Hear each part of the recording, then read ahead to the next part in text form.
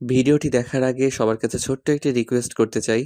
Please, please, please যারা ভিডিওটি দেখবেন সবাই একটা করে সাবস্ক্রাইব করে দিবেন। আপনাদের ভালোবাসা পেলে এমন ভিডিও আরও উপহার দিব। ভিডিওগুলো বানাতে অনেক কষ্ট হয়। আমি জানি ভিডিওটি অনেক মানুষই দেখবেন। প্লিজ একটা করে সাবস্ক্রাইব করে দিবেন। সবাইকে পুরো গল্পটি দেখার জন্য অনুরোধ রইল।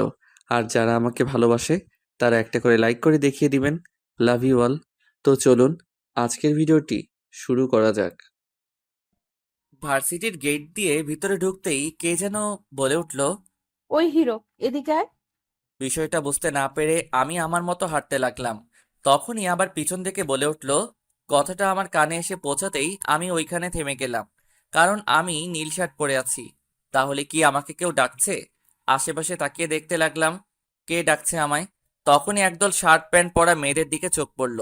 দেখলাম ওদের মধ্যে একজন আমায় আঙ্গুল ইশারায় ডাকছে। আমাকে তো এই ভার্সিটিতে তেমন কেউ চিনে না, তাহলে এরা আমায় কেন ডাকছে? যাই গিয়ে শুনে আসি। তারপর চলে আসলাম ওদের সামনে। জি, কিছু বলবেন? ভার্সিটিতে নতুন নাকি? ওদের মধ্যে একজন। হ্যাঁ, আসলে আমি এই ভার্সিটির। থাক, আর বলতে হবে না। আচ্ছা, তোর নাম কি? তামিম আহমেদ। শোন, এই ভার্সিটির সব ছাত্রছাত্রী আমার কথায় উঠবস করে। সো আমাদের যথেষ্ট সম্মান দিয়ে চলবি, ওকে? একটু পরে দেখা যাবে কে কাকে সম্মান দেয়। যা, এখন তোর ক্লাসে যা।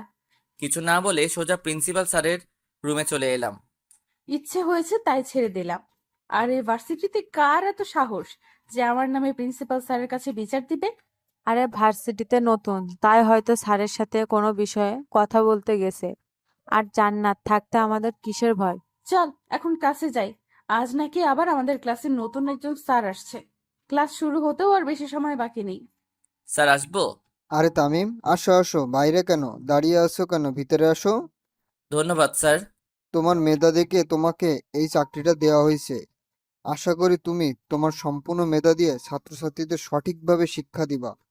জি স্যার, আমি আমার সবটুকু দিয়ে চেষ্টা করব। চলো তাহলে তোমাকে তোমার ক্লাসরুমটা দেখিয়ে দিয়ে আসি। তারপর প্রিন্সিপাল স্যার আমায় নিয়ে একটা ক্লাসরুমে ঢুকলেন। প্রিন্সিপাল স্যারকে দেখে ক্লাসের সব ছাত্রছাত্রীরা বসা থেকে উঠে দাঁড়ালো। প্রিয় শিক্ষার্থীগণ, তোমাদের গতকাল বলা হয়েছিল আজ তোমাদের নতুন একজন স্যার আসবেন। উনিই হলেন তোমাদের নতুন ইংলিশ স্যার। আজ থেকে উনি তোমাদের ইংলিশ ক্লাস করাবেন। সবাই ওনার সাথে পরিচিত হয়ে নাও। আমি তাহলে গেলাম। কথাগুলো বলেই হেড স্যার ক্লাস থেকে চলে গেলেন। এদিকে জান্নাত আর ওর বান্ধবীরা নতুন স্যারকে ক্লাসে দেখে তো অবাক। এই ছেলেটাকে তো আজ আমরা সকালে কত কিছু বলেছিলাম, আর এখন এই ছেলেটাই কিনা আমাদের স্যার। জান্নাতের তো পুরো মাথা ঘুরছে। কি হচ্ছে এইসব কিছুই বুঝতে পারছে না সে। ক্লাসের সবার দিকে একবার তাকিয়ে সবাইকে জিজ্ঞেস করলাম, কেমন আছো তোমরা? ভালো স্যার, আপনি? আলহামদুলিল্লাহ, আমিও ভালো আছি। তা আজ ভার্সিটিতে আমার প্রথম দিন আর আমার প্রথম ক্লাস, তাই আজকে কোনো ক্লাস করাবো না। আজকে শুধু তোমাদের সাথে পরিচয় হয়ে নিব। কাল থেকে ক্লাস করাবো। তারপর একে একে সবার নাম জিজ্ঞেস করতে শুরু করলাম। নাম জিজ্ঞেস করতে করতে একদম শেষ পর্যায়ে এসে চোখ পড়লো একটা মেয়ের দিকে। আরে, এ তো সেই মেয়ে যে একটু আগেই আমার সাথে কথা বলেছিল আর আমায় সম্মান দিয়ে চলতে বলেছিল। এখন দেখি কে কাকে সম্মান দেয়। এই মেয়ে, তুমি দাঁড়াও। আমি? হ্যাঁ, তুমি। নাম কি তোমার? জান্নাত। শুধুই জান্নাত? আগে পিছে কিছু নেই? জি আছে। তাহলে পুরো নাম বলো। জান্নাত চৌধুরী। এই মেয়ে, তোমাকে আমি কখন দাঁড়াতে বললাম, আর তুমি এখনো বসে আছো? Sorry sir.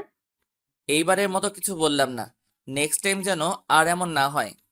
এরপর সবার সাথে আরো কিছুক্ষণ কথা বলে ক্লাস থেকে বের হয়ে আসলাম। এদিকে তামিম ক্লাস থেকে বের হয়ে আসার পর জান্নাতের বান্ধবীরা ওকে বলতে শুরু করলো। আমাদের হয়তো ওই সময় ওনার সাথে এমন ব্যবহার করা ঠিক হয়নি রে।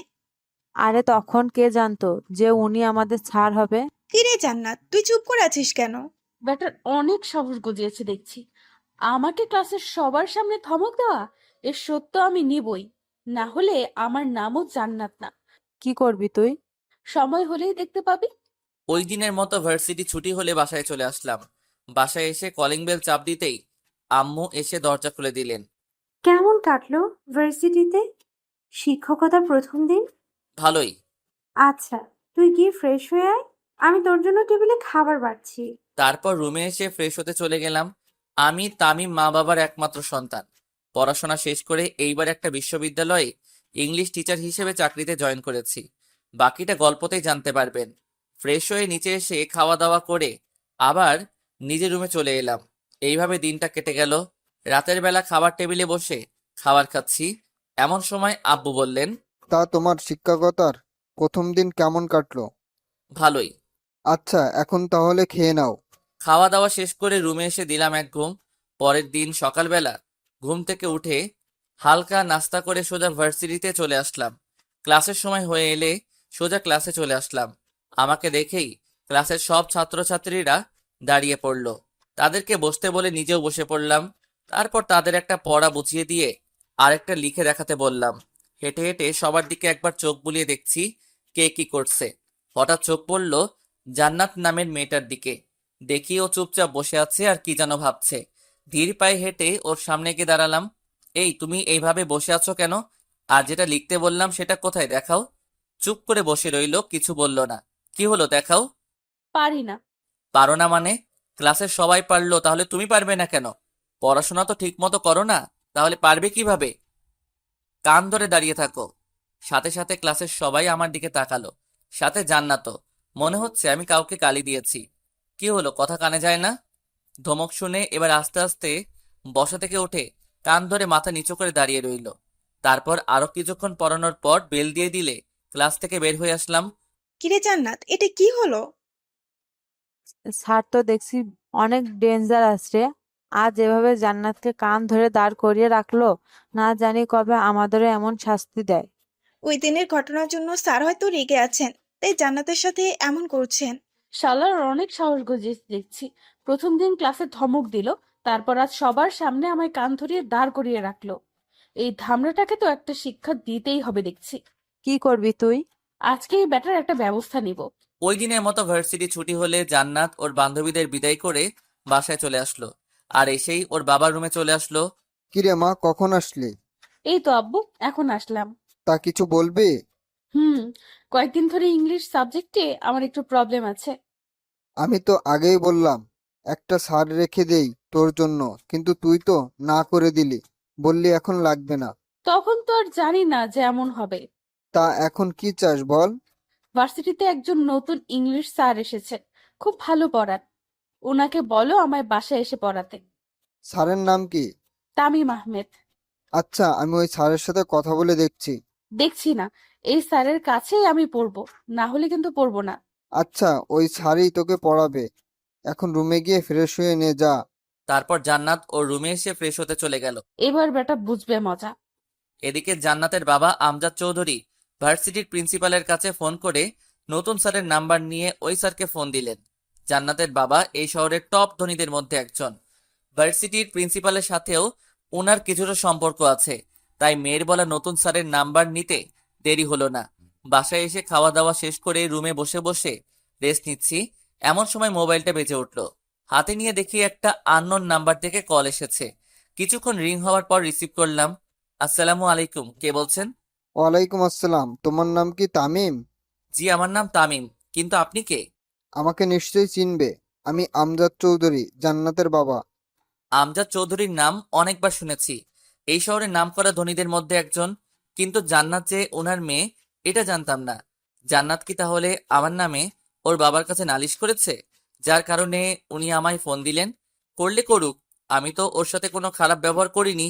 জান্নাতের কাছ থেকে শুনলাম তুমি নাকি ওদের ভার্সিটিতে নতুন জয়েন হয়েছো আর ওদের ইংলিশ ক্লাস নাও। জি, আপনি ঠিকই শুনেছেন, কিন্তু আপনি আমায় ফোন করলেন কিসের জন্য, জানতে পারি? জান্নাতের নাকি ইংলিশ সাবজেক্ট কিছু প্রবলেম আছে, তাই ও তোমার কাছে পড়তে চাই। না করতে পারবা না কিন্তু। মেয়েটাকে আমি কথা দিয়ে ফেলেছি যে তুমি ওকে বাসায় এসে পড়াবা। আঙ্কেল, আমি সবেমাত্র ভার্সিটিতে জয়েন হলাম, কিছুদিন পর থেকে পড়ালে হয় না? যেভাবে ধরেছেন তাতে তো সোজাসুজি না করতে পারবো না, তাই এই কথা বললাম। দেখো, ও ছোটবেলা থেকে মাকে হারিয়েছে, তাই ছোট থেকে ওর কোনো কথা আমি অমান্য করিনি। তুমি প্লিজ না করো না বাবা। ওকে আঙ্কেল, আমি জান্নাতকে পড়াবো, কিন্তু আপনার বাসার ঠিকানাটা? এখানে এসে একটা বড় বাড়ি দেখতে পাবা, ওইটাই আমার বাসা। তা পড়তে কখন আসবা? সন্ধ্যা 7টার দিকে আসবো আঙ্কেল। ওকে, তাহলে রাখি, তুমি ঠিক সময়ে চলে এসো। বলেই কল কেটে দিলেন। কল কেটে দিয়ে মেয়ের রুমে গিয়ে খবরটা দিয়ে আসলেন আমজাদ সাহেব। খবরটা পেয়ে তো জান্নাত বেজায় খুশি। চাকরিতে জয়েন হলাম 2 দিনও হলো না, আর এই মেয়ে এখনই আমার কাছে পড়তে যাচ্ছে। ডাল মে জরুর কুছ কালা হ্যায়। ওই দিনের মতো রাতের খাবার খেয়ে ঘুমিয়ে পড়লাম। পরের দিন সকালবেলা উঠে ভার্সিটিতে গেলাম, কিন্তু জান্নাত নামের মেয়েটাকে ক্লাসে দেখতে পেলাম না। হয়তো আজ ভার্সিটিতে আসেনি। ভার্সিটি শেষে বাসায় এসে খাওয়া দাওয়া করে কিছুক্ষণ রেস্ট নিলাম। তারপর আম্মুকে বলে জান্নাতকে পড়ানোর জন্য বাসা থেকে বের হয়ে আসলাম। জান্নাতের বাড়ির সামনে এসে ভিতরে ঢুকতে যাব, এমন সময় গেটের কাছে থাকা দারোয়ানটা আমার পথ আটকে জিজ্ঞেস করলো, কে আপনি? আর এখানে কি চাই? জি, আমায় আমজাদ চৌধুরী আসতে বলেছেন ওনার মেয়েকে পড়ানোর জন্য। আপনি এইখানে একটু দাঁড়ান, আমি এক্ষুনি আসছি। বলেই লোকটা ভিতরে চলে গেল। কিছুক্ষণ পর আবার সামনে এসে বলল। স্যার আপনাকে ভিতরে যেতে বলেছে। তারপর ভিতরে ঢুকে দেখি অনেক সুন্দর একটা বিশাল বাড়ি, চারদিকে বাগান আর অনেক মানুষ দাঁড়িয়ে আছে। মনে হচ্ছে এরা আমজাদ সাহেবের লোক।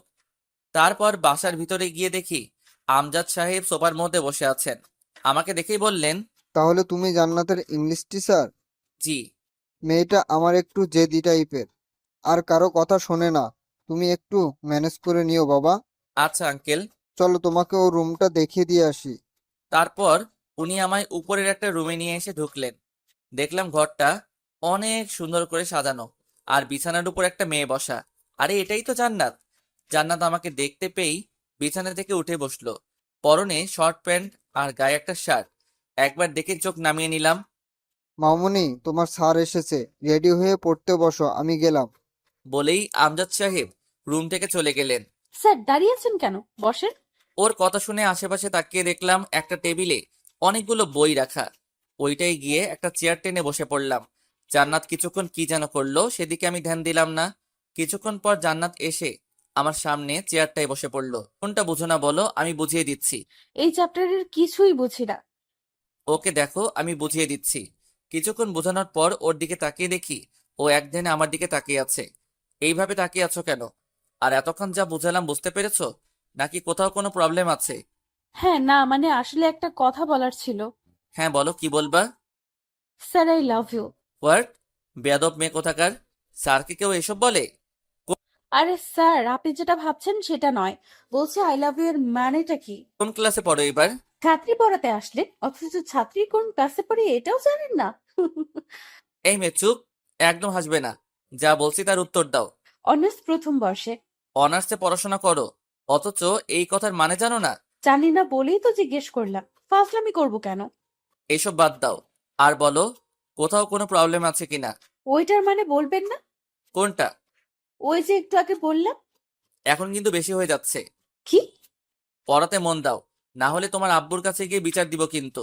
বিচার দিলে এমন হল করবো যে জীবনও ভুলতে পারবেন না। কিছু বললে? না, কই কি বললাম? আচ্ছা, এখন পড়াতে মন দাও। তারপর জান্নাতকে আবার ওই চ্যাপ্টারটা বোঝাতে লাগলাম। হঠাৎ মনে হলো আমার পায়ে কে যেন বারবার সুড়সুড়ি দিচ্ছে। জান্নাতের দিকে তাকিয়ে দেখি ও একধানে বইয়ের দিকে তাকিয়ে আছে। বিষয়টা আর পাত্তা দিলাম না। কিছুক্ষণ পর আবার পায়ে সুড়সুড়ির অনুভব করলাম। সাথে সাথে টেবিলের নিচে তাকালাম, কিন্তু কিছুই দেখতে পেলাম না। কি হলো স্যার? নিচে কি খুঁজছেন? না মানে মনে হলো পায়ে কি যেন একটা লাগছিল। কই, নিচে তো কিছুই নেই। জানি না কি থেকে কি হবে। আচ্ছা তুমি পড়ো। তারপর জান্নাতকে আরো কিছুক্ষণ পড়ানোর পর ওকে ছুটি দিয়ে বাসায় চলে আসলাম। বাসায় এসে রাতের খাবারটা খেয়ে রুমে এসে ঘুমিয়ে পড়লাম। সকালবেলা ঘুম থেকে উঠে ফ্রেশ হয়ে নাস্তা করে ভার্সিটি যাওয়ার জন্য রেডি হয়ে নিলাম। তারপর বাসা থেকে বের হয়ে একটা রিক্সা নিয়ে সোজা ভার্সিটিতে চলে এলাম। ক্লাসে এসে সবাইকে একটা পড়া বুঝিয়ে দিয়ে আরেকটা লিখে দেখাতে বললাম। সবাই লিখছে আর আমি একে একে সবার খাতার চোখ বুলিয়ে যাচ্ছি। হঠাৎ জান্নাতের খাতার উপর চোখ পড়তেই দেখি ওর খাতায় বড় করে একটা লাভ এঁকে সেটাকে কালার করছে। মেজাজটাই খারাপ হয়ে গেল ওর কাণ্ড দেখে।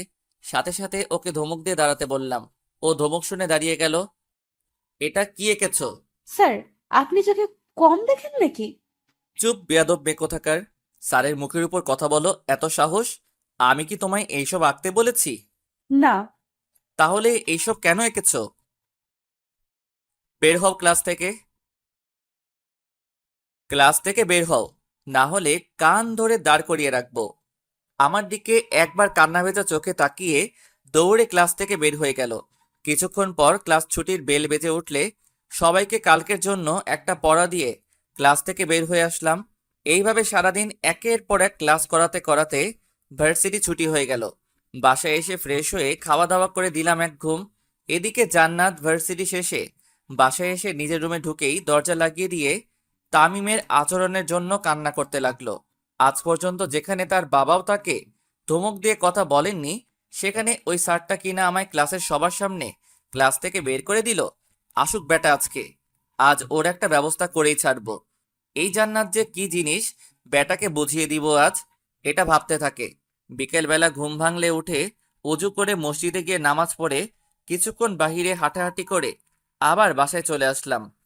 ঘড়িতে তাকিয়ে দেখি 7টা বাজতে আর বেশি সময় বাকি নেই, তাই রেডি হয়ে জান্নাতকে পড়ানোর জন্য বাসা থেকে বের হয়ে এলাম। কিছুক্ষণ হাঁটার পর জান্নাতের বাড়ির সামনে চলে এলাম। গেট খুলে দারোয়ান আমায় ভিতরে ঢুকিয়ে আবার গেট লাগিয়ে দিল। বাসার ভিতরে যাওয়ার জন্য পা বাড়াতে যাব এমন সময় সামনে তাকিয়ে দেখি একটা ছেলে একটা লোককে মাটিতে ফেলে উড়াধুরা মাইর মারছে, আর তাদেরকে ঘেরাও করে আছে কালো কোট পরা কয়েকটা বডিগার্ডের মতো লোক। ভুল বাড়িতে চলে আসলাম নাকি? না, গতকালকের বাড়িতেই তো এসেছি, কিন্তু ওই ছেলেটা ওই লোকটাকে মারছে কেন? হঠাৎ ওই ছেলেটা আমার দিকে ঘুরে তাকালো। ছেলেটাকে দেখেই ভয়ে আমার হাত পা কাঁপতে শুরু করলো। এইখানে কি করছে? আরে এ তো রাসেল, এই শহরের নামকরা একজন গুন্ডা। হঠাৎ দেখলাম রাসেল ছেলেটার হাতে থাকা হকি স্টিক নিয়ে আমার দিকে এগিয়ে আসছে। আল্লাহ, এ আমার দিকে আসছে কেন? মারবে না তো? এই, কে তুই? আর এইখানে কি চাই? না, মানে আসলে আমি... যা বলার সোজাসুজি বল, এত তোতলাচ্ছিস কেন? ভাইয়া, উনি আমার স্যার, আমায় পড়াতে এসেছেন। কিছু বলার আগে কে যেন কথাটা বলে উঠল। চারপাশে তাকিয়ে কাউকে দেখতে না পেয়ে উপরের দিকে তাকাতেই দেখলাম জান্নাত ও রুমের বারান্দায় দাঁড়িয়ে আছে। হয়তো জান্নাতই কথাটা বলেছে, কিন্তু জান্নাত উনাকে ভাইয়া বলল কেন? তার মানে কি রাসেল জান্নাতের ভাই? ও সরি, আসলে আমি চিনতে পারিনি। প্লিজ কিছু মনে করবেন না। না না, ঠিক আছে, আমি কিছু মনে করিনি। আচ্ছা, আপনি তাহলে ভিতরে যান। আচ্ছা, কিন্তু আপনি এই লোকটাকে মারছেন কেন? এই লোকটা জান্নাতের কলেজের স্যার। জান্নাত কলেজে থাকতে এই লোকটা একবার জান্নাতকে বকেছিল, সেটার শোধ নিচ্ছি আজকে। সে তো অনেক আগের ঘটনা, তার জন্য ওনাকে আজ শাস্তি দিচ্ছেন? আসলে আমি এই কয় মাস দেশের বাইরে ছিলাম, তাই বেটাকে কিছু করতে পারিনি। গতকাল রাতে দেশে ফিরলাম, আর এসেই একে ধরে নিয়ে আসলাম। কিন্তু উনি তো জান্নাতের স্যার, আর স্যার হয়ে স্টুডেন্টকে বকা দিতেই পারেন, এটা তো স্বাভাবিক। স্যার হোক আর যেই, আমার বোনকে কেউ বকা দিলে বা ওর ওপর কথা বললে ওরও এমন হাল করব যেমন এর করেছি। তাহলে নেক্সটে মনে হয় আমার নামই আগে। কিছু বললেন স্যার? হ্যাঁ, না মানে কই কি বললাম, কিছু না। আচ্ছা, আর আপনি এতক্ষণ ধরে এইখানে দাঁড়িয়ে আছেন কেন? যান ভিতরে যান। আচ্ছা। তারপর ভিতরে ঢুকে দেখি বাসায় কেউ নেই, তাই সোজা জান্নাতের রুমে চলে এলাম। আমাকে আসতে দেখে জান্নাত একটা চেয়ার টেনে আমায় বসতে বলল। আমি কিছু না বলে বসে পড়লাম। জান্নাতও আমার সামনের চেয়ারে এসে বসে পড়ল। আচ্ছা, রাসেল যে, উনি তোমার কি হন? ভাইয়া। কেমন ভাইয়া? কেমন আবার? আপন ভাইয়া। আমরা এক ভাই এক বোন, উনি বড় আর আমি ছোট। খাইসা মারে, রাসেল জান্নাতের আপন ভাই হয়? এটা আজ জানলাম। জান্নাতের সম্পর্কেও তেমন কিছু জানি না। কিছু না জেনেই মেয়েটাকে পড়াতে চলে আসলাম। না জানি কপালে কি দুঃখ আছে। ওর ভাই যদি জানতে পারে আমি জান্নাতকে 1 দিন না 2 দিন না 3 দিন বকেছি, তাহলে আমার কি হবে? কি হলো স্যার, এত কি ভাবছেন? আজ পড়াবেন না? পড়াবো। আচ্ছা জান্নাত, একটা কথা বলি। কি কথা বলে?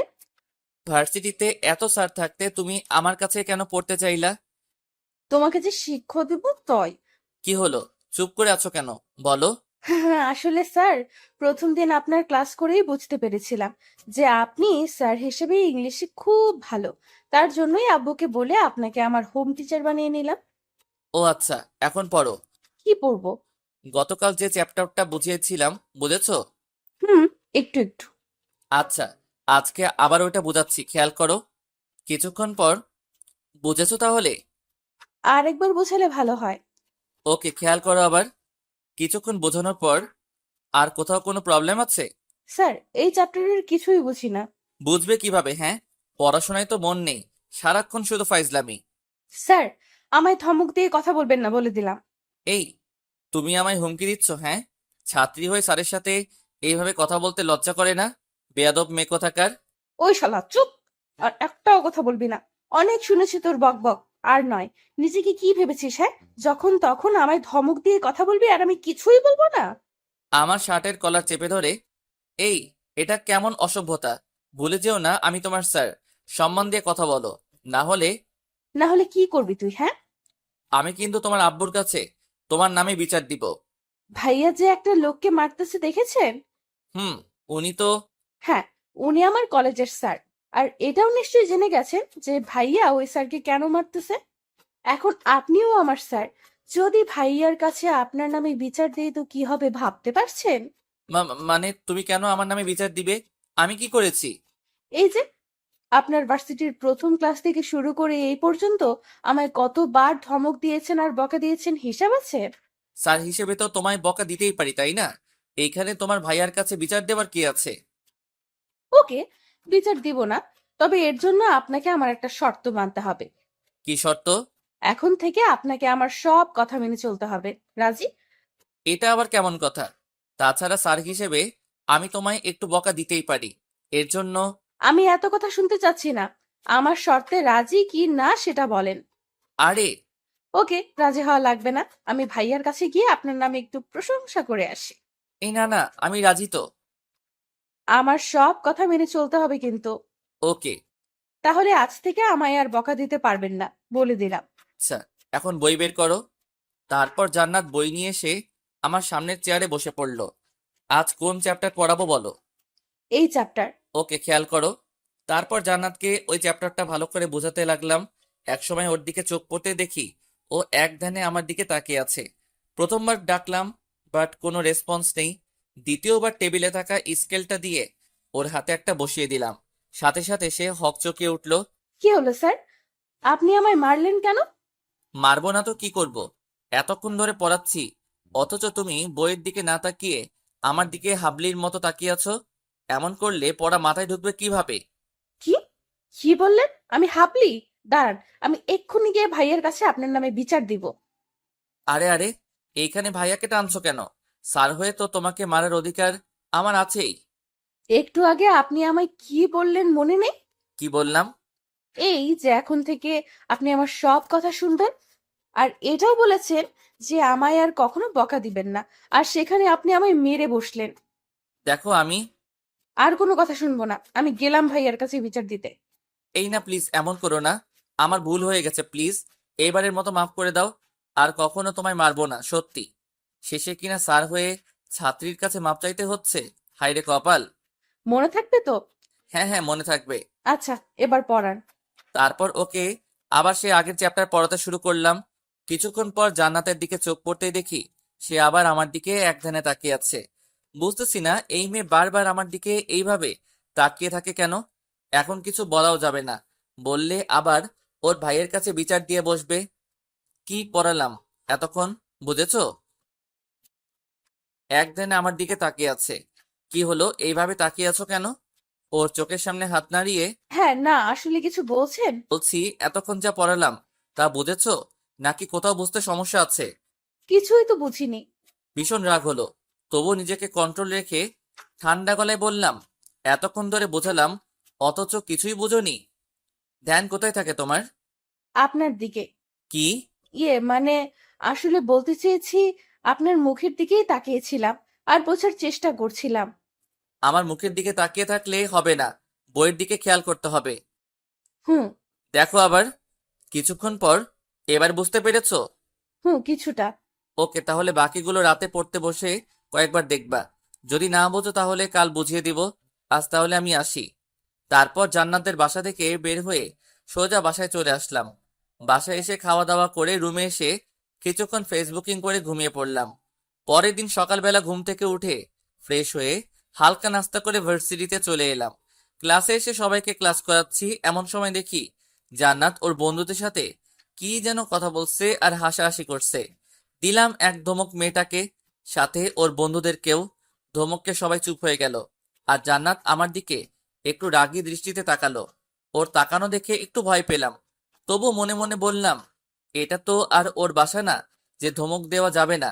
এটা তো ইউনিভার্সিটি। কিছুক্ষণ পর বেল বেজে উঠল। ক্লাস থেকে বের হয়ে আরেক ক্লাসে চলে গেলাম ক্লাস করানোর জন্য। এইভাবে এক এক করে ক্লাস করাতে করাতে ভার্সিটি ছুটি হয়ে গেল। তারপর বাসায় চলে আসলাম, আর এসে ফ্রেশ হয়ে খাওয়া দাওয়া করে নিলাম। খাওয়া দাওয়া করে রুমে এসে কিছুক্ষণ ঘুমিয়ে পড়লাম। সন্ধ্যাবেলা চলে এলাম জান্নাতের বাসায় ওকে পড়াতে। এসে ও রুমে ঢুকে দেখি ও বিছানায় বসে বসে ফোন টিপছে। আমি আসাতে ও ফোনটা রেখে দিয়ে টেবিলে এসে পড়তে বসলো। গতকাল যে চ্যাপ্টারটা দেখতে বলেছিলাম দেখেছিলে? হুম। বুঝতে পেরেছো নাকি বুঝো নাই? বুঝি নাই। আচ্ছা, তুমি ইন্টারে কি পেয়েছিলে? A+। A+ পেয়েছো, অথচ এখনো ইংলিশ কিছুই বোঝো না? বুঝলে তো ভালোই হতো, আপনাকে আর কষ্ট করে এখানে আসতে হতো না। হুম। আচ্ছা, বাদ দাও, আজকে অন্য চ্যাপ্টার পড়াবো। বই বের করো। কিছু না বলে বই এগিয়ে দিল। সম্পূর্ণ ধ্যান বইয়ের দিকে রাখবা, যাতে কোনো কিছু বুঝতে অসুবিধা না হয়। তারপর জান্নাতকে কিছুক্ষণ চ্যাপ্টারটা বুঝিয়ে ওইখান থেকে কয়েকটা প্রশ্ন লিখে দিয়ে ওকে উত্তর লিখে দিতে বললাম। কলম মুখে নিয়ে একটু পরপর কামড়াচ্ছে, কিন্তু উত্তর আর লিখতে পারছে না। পাশে থাকা বইটা দিয়ে ওর মাথায় মেরে বসলাম। এইগুলো তো আজকেই ক্লাসে করালাম, ক্লাসে বসে গল্প করলে পড়া বুঝবে কিভাবে?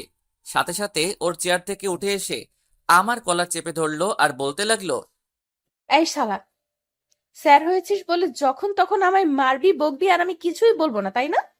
ক্লাসেও প্রতিদিন আমায় বকা দিস, আবার এখানেও এসে আমায় বকা দিস। আমায় কি পেয়েছিস তুই, হ্যাঁ? এই এই, এটা কেমন অসভ্যতা? আমি তোমার স্যার। রাখ তোর স্যার। আমার সামনে এত স্যারগিরি দেখাতে আসবি না, না হলে ভাইয়াকে বলে এমন ধোলাই খাওয়াবো যে জীবনেও বিছানা থেকে উঠে দাঁড়াতে পারবি না। ওর কথায় এতক্ষণ ভয় না পেলেও ওর ভাইয়ের কথা শুনতেই ভয়ে টুপ গিলতে লাগলাম। যে ডেঞ্জারাস লোক জান্নাতের কথায় সত্যি সত্যি মেরে বিছানায় শুয়ে দিতে পারে। কি, ভাইয়াকে ডাক দিব? না না, এখন ভয় পাচ্ছেন কেন? হুম। কই ভয় পাচ্ছি? তুই পড়তে বসো, এমনিতেই আজ বেশি পড়া হয়নি। হুম। আজ পড়াও হবে না। তাহলে আমি চলে যাই? হুম। যাওয়াও যাবে না। তাহলে কি করব? একটা চেয়ার টেনে আমার সামনাসামনি এসে বসে পড়লো। আমার চোখের দিকে তাকান। কেন? তাকাতে বলছি না? ভয়ে ওর দিকে মুখ তুলে তাকালাম। আমার চোখের দিকে তাকান। তাকালাম। কিছু দেখতে পাচ্ছেন? হুম। চোখের ভিতর কালো মণি। উফ, আমি সেটা বলিনি। অন্য কিছু দেখতে পাচ্ছেন না? চোখের ভিতরে আর কি থাকবে? ভালোবাসার নজরে তাকিয়ে দেখেন, সব বুঝে যাবেন। ওর কথা শুনে বুঝতে বাকি রইল না যে ও কি বলতে চাচ্ছে, কিন্তু এটা তো সম্ভব নয়, কারণ ও আমার ছাত্রী। কি হলো, চুপ করে আছেন কেন? আমার একটা কাজ আছে, আমি গেলাম বলেই দরজার সামনে আসতে না আসতেই পিছন থেকে জান্নাত ডাক দিয়ে দাঁড়াতে বলল। আমিও দাঁড়িয়ে গেলাম।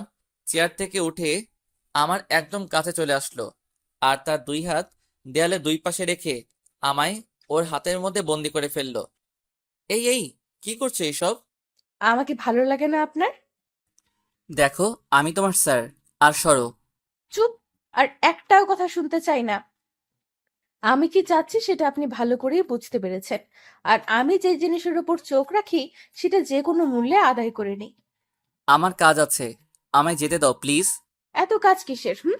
আমাকে ভালো লাগে না বুঝি? দেখো, তুমি কিন্তু বাড়াবাড়ি করছো। কি বাড়াবাড়ি করলাম? হুম। এমন করলে আমি কিন্তু আর তোমাকে পড়াতে আসবো না। সাথে সাথে আমার কলারটা চেপে ধরে আমার মুখের কাছে ওর মুখ এনে বলল, মেরে একদম হাত পা ভেঙে দিব ভাইয়াকে বলে। ওকে, ডাক দাও তোমার ভাইয়াকে। ভাইয়া। সাথে ওর মুখ চেপে ধরলাম। ভুল হয়ে গেছে আমার, প্লিজ ভাইয়াকে ডাক দিও না। তাহলে একটা কিস দেন। হোয়াট? পাগল নাকি? আমি এসব পারবো না। না পারলে আর কি করার, ভাইয়া এখন উপরেই আছে। মায়ের খাওয়ার জন্য রেডি থাকুন। কিছু বলতে যাব এমন সময় কারো জুতার আওয়াজ শুনে বুঝতে পারলাম কেউ নিশ্চয়ই উপরে আসছে। রাসেল ভাই নয়তো? আল্লাহ বাঁচিয়ে রেখো লোকটার কাছ থেকে। এদিকে জান্নাত আমার অবস্থা দেখে শয়তানি হাসি হাসছে। কিছুক্ষণ পর কেউ একজন দরজার কাছে এসে টুকা দিয়ে বলল, জান্নাত, আমায় ডেকেছিস? কোনো সমস্যা? দরজা খোল, আমি ভিতরে আসবো। কণ্ঠটা শুনে বুঝতে বাকি রইল না যে লোকটাকে। এতক্ষণ ধরে যার ভয় পাচ্ছিলাম সে এসেই পড়েছে। কথায় আছে না, যেখানে বাঘের ভয় সেখানে সন্ধ্যা হয়। বোন, দরজা খোল। চুপ করে আছিস কেন? কি, ভাইয়ের কাছে আপনার নামে বিচার দিব? আমি কি করলাম যে তুমি আমার নামে বিচার দিবা? ওই যে আমায় সবসময় ধমকান। বললাম তো, আর ধমকাবো না। এটা বললে হবে না। যা চেয়েছি সেটা দিতে হবে, না হলে দরজা খুলে ভাইয়াকে সব বলে দিব। কি দিব বলো? পপ্পি। দেখো জান্নাত, আমি তোমার স্যার। আমাদের মধ্যে আমি এত কিছু শুনতে চাচ্ছি না। আপনি দিবেন নাকি আমি ভাইয়াকে সব বলে দিব? আরে কেন আমার সাথে এমন করছো? আমি কি ক্ষতি করেছি তোমার? ভালোবাসি যে তাই। এখন বেশি কথা না বলে যেটা চেয়েছি সেটা দিয়ে দেন, না হলে আমি কি করতে পারি বুঝতেই পারছেন। জান্নাত, বোন আমার, কি হয়েছে তোর? কথা বলছিস না কেন? বুঝেছি, এইভাবে কাজ হবে না।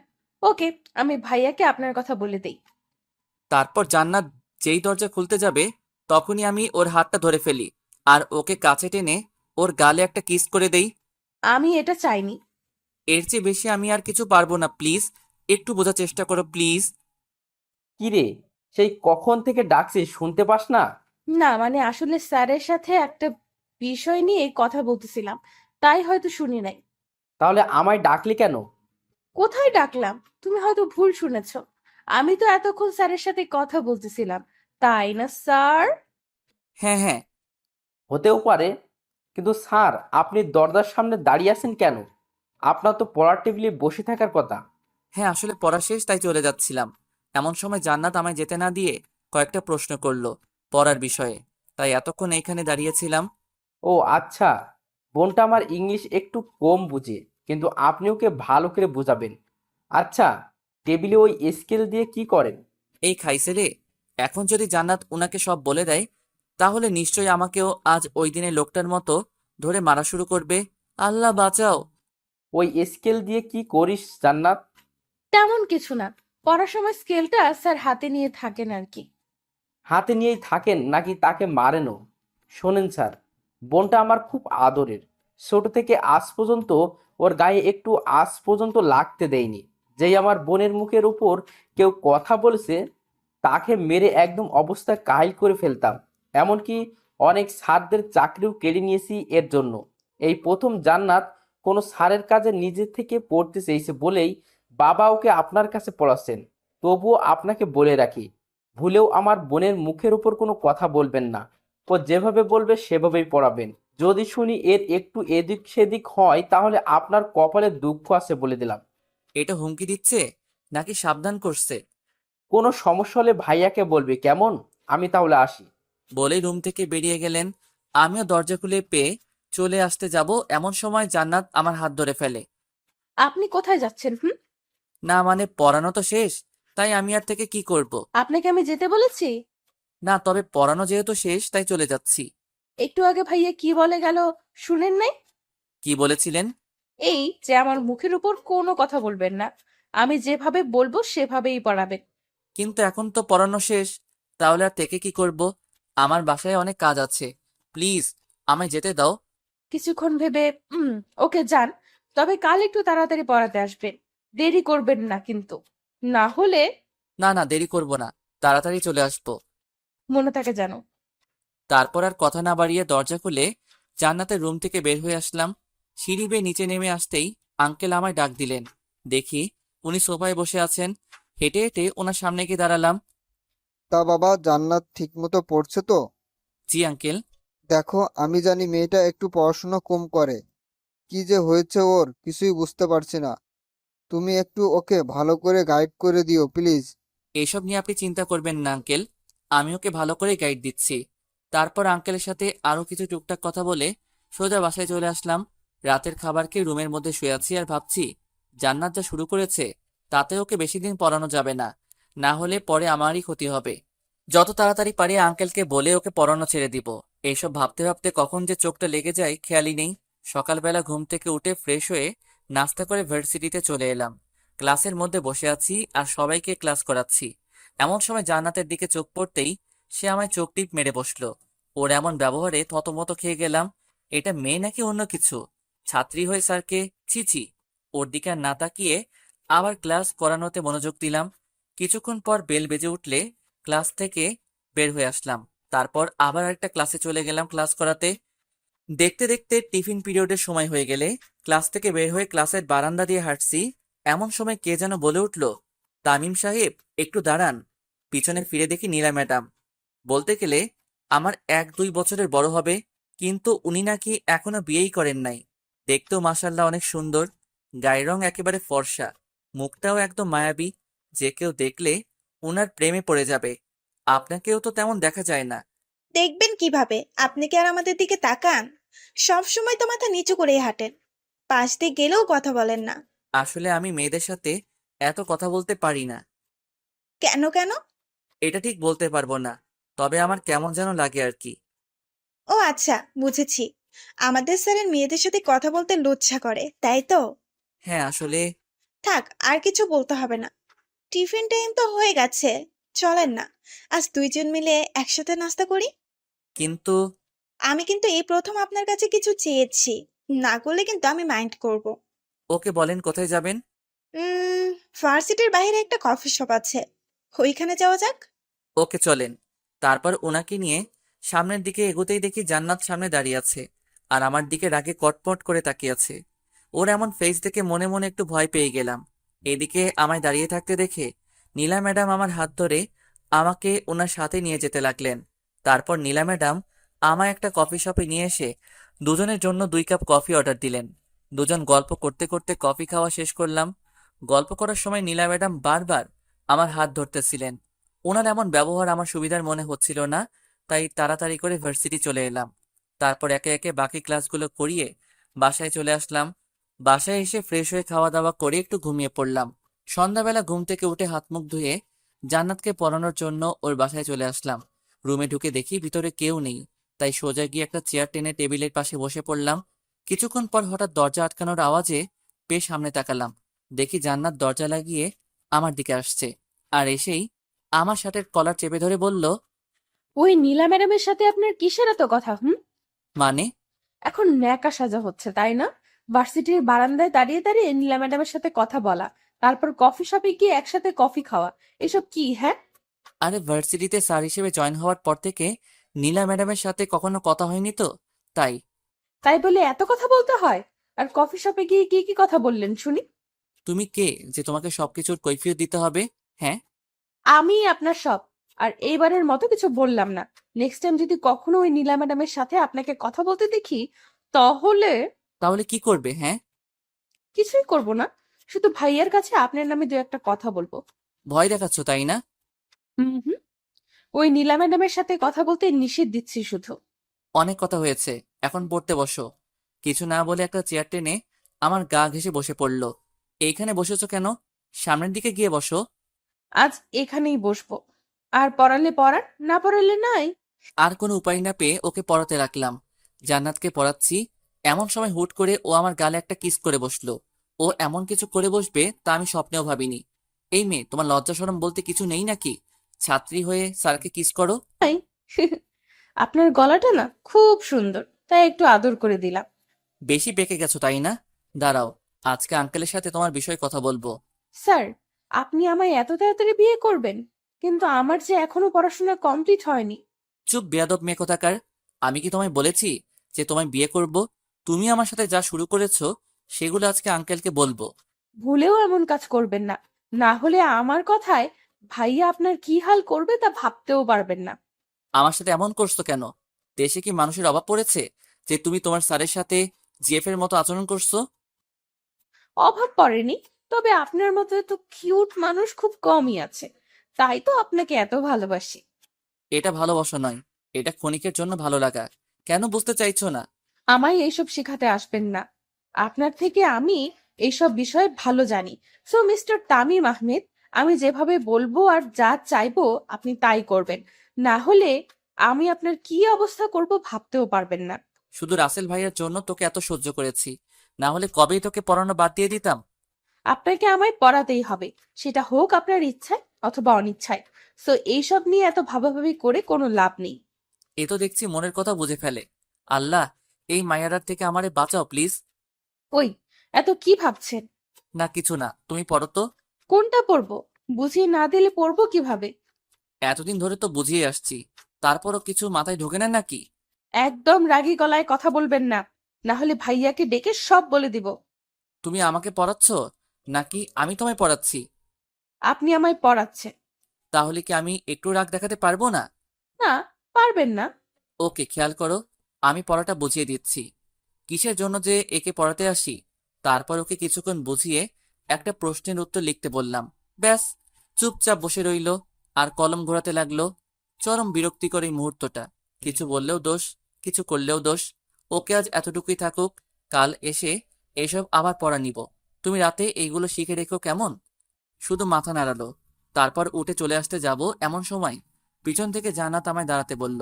সে বসা থেকে উঠে আমার সামনে এসে দাঁড়ালো। আপনার ফোন নাম্বারটা দেন তো। কেন? দিতে বলছি দেন, এত কথা বলেন কেন? আসলে মোবাইলটা বাসায় রেখে এসেছি, আর কয়েকদিন আগে নতুন সিম নিয়েছি। নাম্বারটাও ঠিক মনে নেই। মিথ্যা বললাম, কারণ এই মেয়েকে নাম্বার দেওয়ার কোনো ইচ্ছাই আমার নেই। কিছু না বলে আমার প্যান্টের পকেটে হাত দিয়ে কি যেন খুঁজতে লাগলো। কিছুক্ষণ খোঁজার পর পকেট থেকে ফোনটা বের করে এনে আমার চোখের সামনে ধরে রাগী দৃষ্টিতে তাকিয়ে জিজ্ঞেস করলো। এটা কি? না মানে আসলে। খুব মিথ্যা বলা শিখেছেন তাই না? আর যদি কোনোদিন মিথ্যা কথা বলেন তাহলে মেয়ের নাক ফাটিয়ে দিব বলে দিলাম। ওর কথায় ভয়ে চুপ করে রইলাম। ভাইরে ভাই, কি গুন্ডি মেয়েটা! স্যারকে কেউ এসব হুমকি দেয়? এদিকে জান্নাত কিছুক্ষণ ফোন নিয়ে কি যেন করলো, তারপর আবার ফোনটা আমার পকেটে ঢুকিয়ে দিল। রাতে ফোন দিলে ফোন ধরবেন ওকে? আমি কেন তোমায় ফোন ধরবো? ধরতে হবেই, না হলে কপালে দুঃখ আছে। দেখো, তুমি আমার ছাত্রী আর আমি তোমার স্যার। আমাদের মধ্যে এছাড়া অন্য কোনো সম্পর্ক হবে না। সময় হলে এমনিতেই হয়ে যাবে। আর কিছু না বলে জান্নাতের বাসা থেকে বের হয়ে আসলাম। জানি এই মেয়ের সাথে কথা বলে লাভ হবে না। বাসায় এসে ফ্রেশ হয়ে রুমে বসে আছি। কিছুক্ষণ পর আম্মু এসে রাতের খাবারের জন্য ডাক দিয়ে গেলেন। তারপর নিচে গিয়ে খাওয়া দাওয়া করে আবার উপরে চলে আসলাম। রুমে এসে দেখি ফোনের স্ক্রিন থেকে আলো জ্বলছে। কাছে গিয়ে দেখি জান্নাত নামে সেভ করা একটা নাম্বার থেকে কল এসেছে। বুঝতে বাকি রইল না যে কে কল করেছে। প্রথমবার ধরলাম না, কল কেটে গেলে সাথে সাথে আবার কল চলে আসলো। বুঝেছি কল না ধরে কোনো উপায় নেই, বাধ্য হয়ে কল রিসিভ করতেই হলো। ওই, আপনার ফোন ধরতে এত সময় লাগে কেন? হ্যাঁ, এতক্ষণ ধরে কি করতেছিলেন? সরি, কে আপনি? ঠিক চিনলাম না। আচ্ছা, এখন আমায় চিনতে পারছেন না তাই না? কালকে পড়াতে আসবেন না? তখন বুঝাবো মজা। আরে আরে, আমি তো মজা করছিলাম। হুম, আমিও। আচ্ছা, রাতে খেয়েছেন? হুম। আমি খেয়েছি কিনা জানতে চাইবেন না? জেনে কি করব? ওকে, জানতে হবে না। আচ্ছা, আপনার ফেসবুক আইডির পাসওয়ার্ড দেন তো। এই মেয়ে, তুমি আমার বউ নাকি গার্লফ্রেন্ড যে তোমায় আমার আইডির পাস দিব? আর তাছাড়া আমি ফেবু ইউজ করি না। উম আপাতত গার্লফ্রেন্ড বলতে পারেন, তবে কিছুদিন পর বউ হয়ে যাব। আর কথায় কথায় মিথ্যা বলা বাদ দেন, কারণ আপনার ফোন হাতে নিয়ে প্রথমেই আপনার আইডিতে ঢুকে আমার আইডিতে ফ্রেন্ড রিকোয়েস্ট পাঠিয়ে দিয়েছিলাম। এই তো দেখছি অনেক চালাক। চুপ বেয়াদব মেয়ে কোথাকার! লজ্জা করে না স্যারকে এসব বলতে? হুম হুম, স্যারকে বলতে তো লজ্জা করবেই, কিন্তু আপনি আমার স্যার না। আপনি তো আমার থাক, বললাম না। এখন লক্ষ্মী ছেলের মতো আপনার আইডির পাসওয়ার্ড দিয়ে দেন, না হলে পরে কিন্তু পস্তাতে হবে। দিব না। তুমি ফোন রাখো, না হলে আমি রেখে দিব। ভুলেও এই কাজ করবেন না, কারণ ভাইয়ার কাছে আপনার কথা বললে ভাইয়া এক্ষুনি আপনাকে আপনার বাসা থেকে তুলে আনতে পারবে। ওকে, বলো তোমার ভাইয়াকে যা বলার। আমি কাউকে ভয় পাই না। ওকে, একটু ওয়েট করেন। বলেই জান্নাত ওর ভাইয়াকে ডাকতে লাগলো। এই মেয়ে তো দেখছি সত্যি সত্যি ডাক দিচ্ছে। দিক, আমার কি, আমি এত ভয় পাই না ওনাকে। এদিকে ফোনের মধ্যে রাসেল ভাই আর জান্নাতের কথা শুনতে পাচ্ছি। কি হইছে বোন, আমায় ডেকেছিস? হুম, একটা ছেলে আমার সাথে বেয়াদবি করেছে, তাকে ওর বাসা থেকে তুলে আনতে হবে এক্ষুনি, পারবা? কি? কার এত সাহস যে আমার বোনের সাথে বেয়াদবি করছে? নাম বল শুধু ছেলেটার, এখনই ওই ছেলেকে তুলে আনবো। তুমি একটু বাইরে যাও, আমি ওর ডিটেলস এনে তোমাকে বলছি। ওদের এমন কথা শুনে তো আমার ভয়ে হার্টবিট বেড়ে যেতে লাগলো। জান্নাত যদি আমার নাম বলে তাহলে তো সত্যি সত্যি রাসেল ভাই আমায়। না না, এসব আমি কি ভাবছি? এখন পাসওয়ার্ড দিবেন নাকি মাইর খাবেন বলেন? পাসের জন্য তুমি তোমার স্যারের এমন করবা? ভাইয়া বাহিরে দাঁড়িয়ে আছে, তাড়াতাড়ি পাস দেন, নইলে ভাইয়াকে ডেকে আপনার নাম। আমার নাম্বারের শেষ 7 অক্ষরই আমার আইডির পাস। বাধ্য হয়ে দিতেই হলো, না হলে কপালে দুঃখ আছে। বুঝতেই পারছি। কত ভালো আমার বাবু তো। পাস তো দিলাম, ফোন রাখো, এখন আমি ঘুমাবো। ওকে, গুড নাইট, কাল ভার্সিটিতে দেখা হবে। কিছু না বলে ফোনটা কেটে দিলাম। তারপর মোবাইলটা একপাশে রেখে ঘুমিয়ে পড়লাম। পরের দিন সকালবেলা অনেক তাড়াতাড়ি ঘুমটা ভেঙে গেল। সময় কাটছে না দেখে মোবাইলটা হাতে নিয়ে একটু ফেবুতে লগ ইন করলাম। ফেবুতে ঢুকতেই আমার চোখ কপালে ওঠার পালা। এ আমি কি দেখছি? এটা কিভাবে হলো? আমার এত স্বাদের আইডি! কারণ জান্নাত হয়তো গতকাল রাতে আইডির পাস নিয়ে আইডিটা ডিঅ্যাক্টিভেট করে রেখেছে, যার ফলে আজ আইডিতে ঢুকতে পারছি না। তারপর আবার আইডিটা অ্যাক্টিভেট করে আইডিতে ঢুকে দেখি অনেক মেয়েদের ব্লক করে রাখা হয়েছে, যারা আমায় অযথাই মেসেজ দিত। আমি অবশ্য ওদের কারোর সাথেই কথা বলতাম না। কিছুক্ষণ পর ভার্সিটি যাওয়ার সময় হয়ে এলে রেডি হয়ে নিলাম।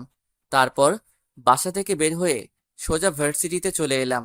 ক্লাসে বসে আছি আর সবাইকে পড়াচ্ছি। এমন সময় জান্নাতের দিকে তাকাতেই দেখি মেয়েটা আমার দিকে তাকিয়ে মিটমিট করে হাসছে। ওর হাসি দেখে আমার গা জ্বলছে। তারপর ক্লাসটা করিয়ে চলে আসলাম অন্য ক্লাসে। এইভাবে একের পর এক ক্লাস শেষ করে আরেক ক্লাসে গিয়ে ক্লাস করাতে লাগলাম। ভার্সিটি ছুটি হয়ে গেলে সকল ছাত্রছাত্রীরা একে একে বাসায় চলে যেতে লাগলো। আমি একটা রিক্সা নিয়ে সোজা বাসায় চলে আসলাম। বাসায় এসে হাত মুখ ধুয়ে খাওয়া দাওয়া করে রুমে এসে কিছুক্ষণ রেস্ট নিতে লাগলাম। দেখতে দেখতে সন্ধ্যা হয়ে আসলো। জান্নাতকে পড়ানোর সময় হয়ে গেছে। রেডি হয়ে জান্নাতের বাসায় চলে আসলাম। জান্নাতের রুমে এসে দেখি ও রুমে নেই। আবার ওয়াশরুমের ভিতরে কে যেন নড়াচড়া করছে। হয়তো জান্নাতই হবে। একটা চেয়ার টেনে বসে পড়লাম আর জান্নাতের জন্য ওয়েট করতে লাগলাম। কিছুক্ষণ পর জান্নাত ওয়াশরুম থেকে বেরিয়ে এসে আমার সামনে দাঁড়ালো। গায়ে একটা শর্ট প্যান্ট আর পরনে একটা শার্ট। আরে, আপনি কখন আসলেন? এই তো একটু আগে। ও সরি, আসলে গোসল করতেছিলাম, তাই একটু লেট হয়ে গেল। না, ঠিক আছে। আপনি ওই দিকে তাকিয়ে কথা বলছেন কেন? আমার দিকে তাকান। অনেক লেট হয়ে গেছে, পড়তে বসো এখন। কিছুক্ষণ কি যেন করলো, তারপর আবার আমার পাশে এসে একটা চেয়ার টেনে বসে পড়লো। আচ্ছা জান্নাত, একটা কথা বলি। হুম, বলেন। এইসব ছোট ছোট প্যান্ট আর ছেলেদের মতো গায়ে সবসময় শার্ট না পরলে হয় না? আসলে এসব ছাড়া আমার অন্য কোনো কাপড় নেই। ইসলামে নারীদের জন্য পর্দা ফরজ করা হয়েছে। এখন তুমি যদি মুসলিম হয়ে বিধর্মীদের মতো চলাফেরা করো, তাহলে কি কেউ বলবে যে তুমি মুসলিম পরিবারের মেয়ে? নিশ্চুপ, শুধু মাথা নিচু করে বসে আছে। আচ্ছা বাদ দাও, এখন পড়ো। গতকালের পড়া জান্নাতকে আবার দেখতে বললাম। হঠাৎ মনে হলো আইডির কথা। ওকে জিজ্ঞেস করে দেখি ও ডিঅ্যাক্টিভেট করেছিল কিনা। আচ্ছা, তুমি আমার ফেবু আইডি ডিঅ্যাক্টিভেট করেছিলে কেন? আপনার আইডিতে অনেক ময়লা জমেছিল, তাই আইডিটা ডিএক্টিভেট করে রেখেছিলাম। কি? আইডিতে আবার ময়লা জমে? মুগ্ধ নয়নে তামিমের দিকে তাকিয়ে ওর হাসিটা দেখে যাচ্ছে। কি হলো, এইভাবে তাকিয়ে আছো কেন? আপনার হাসিটা না খুব সুন্দর।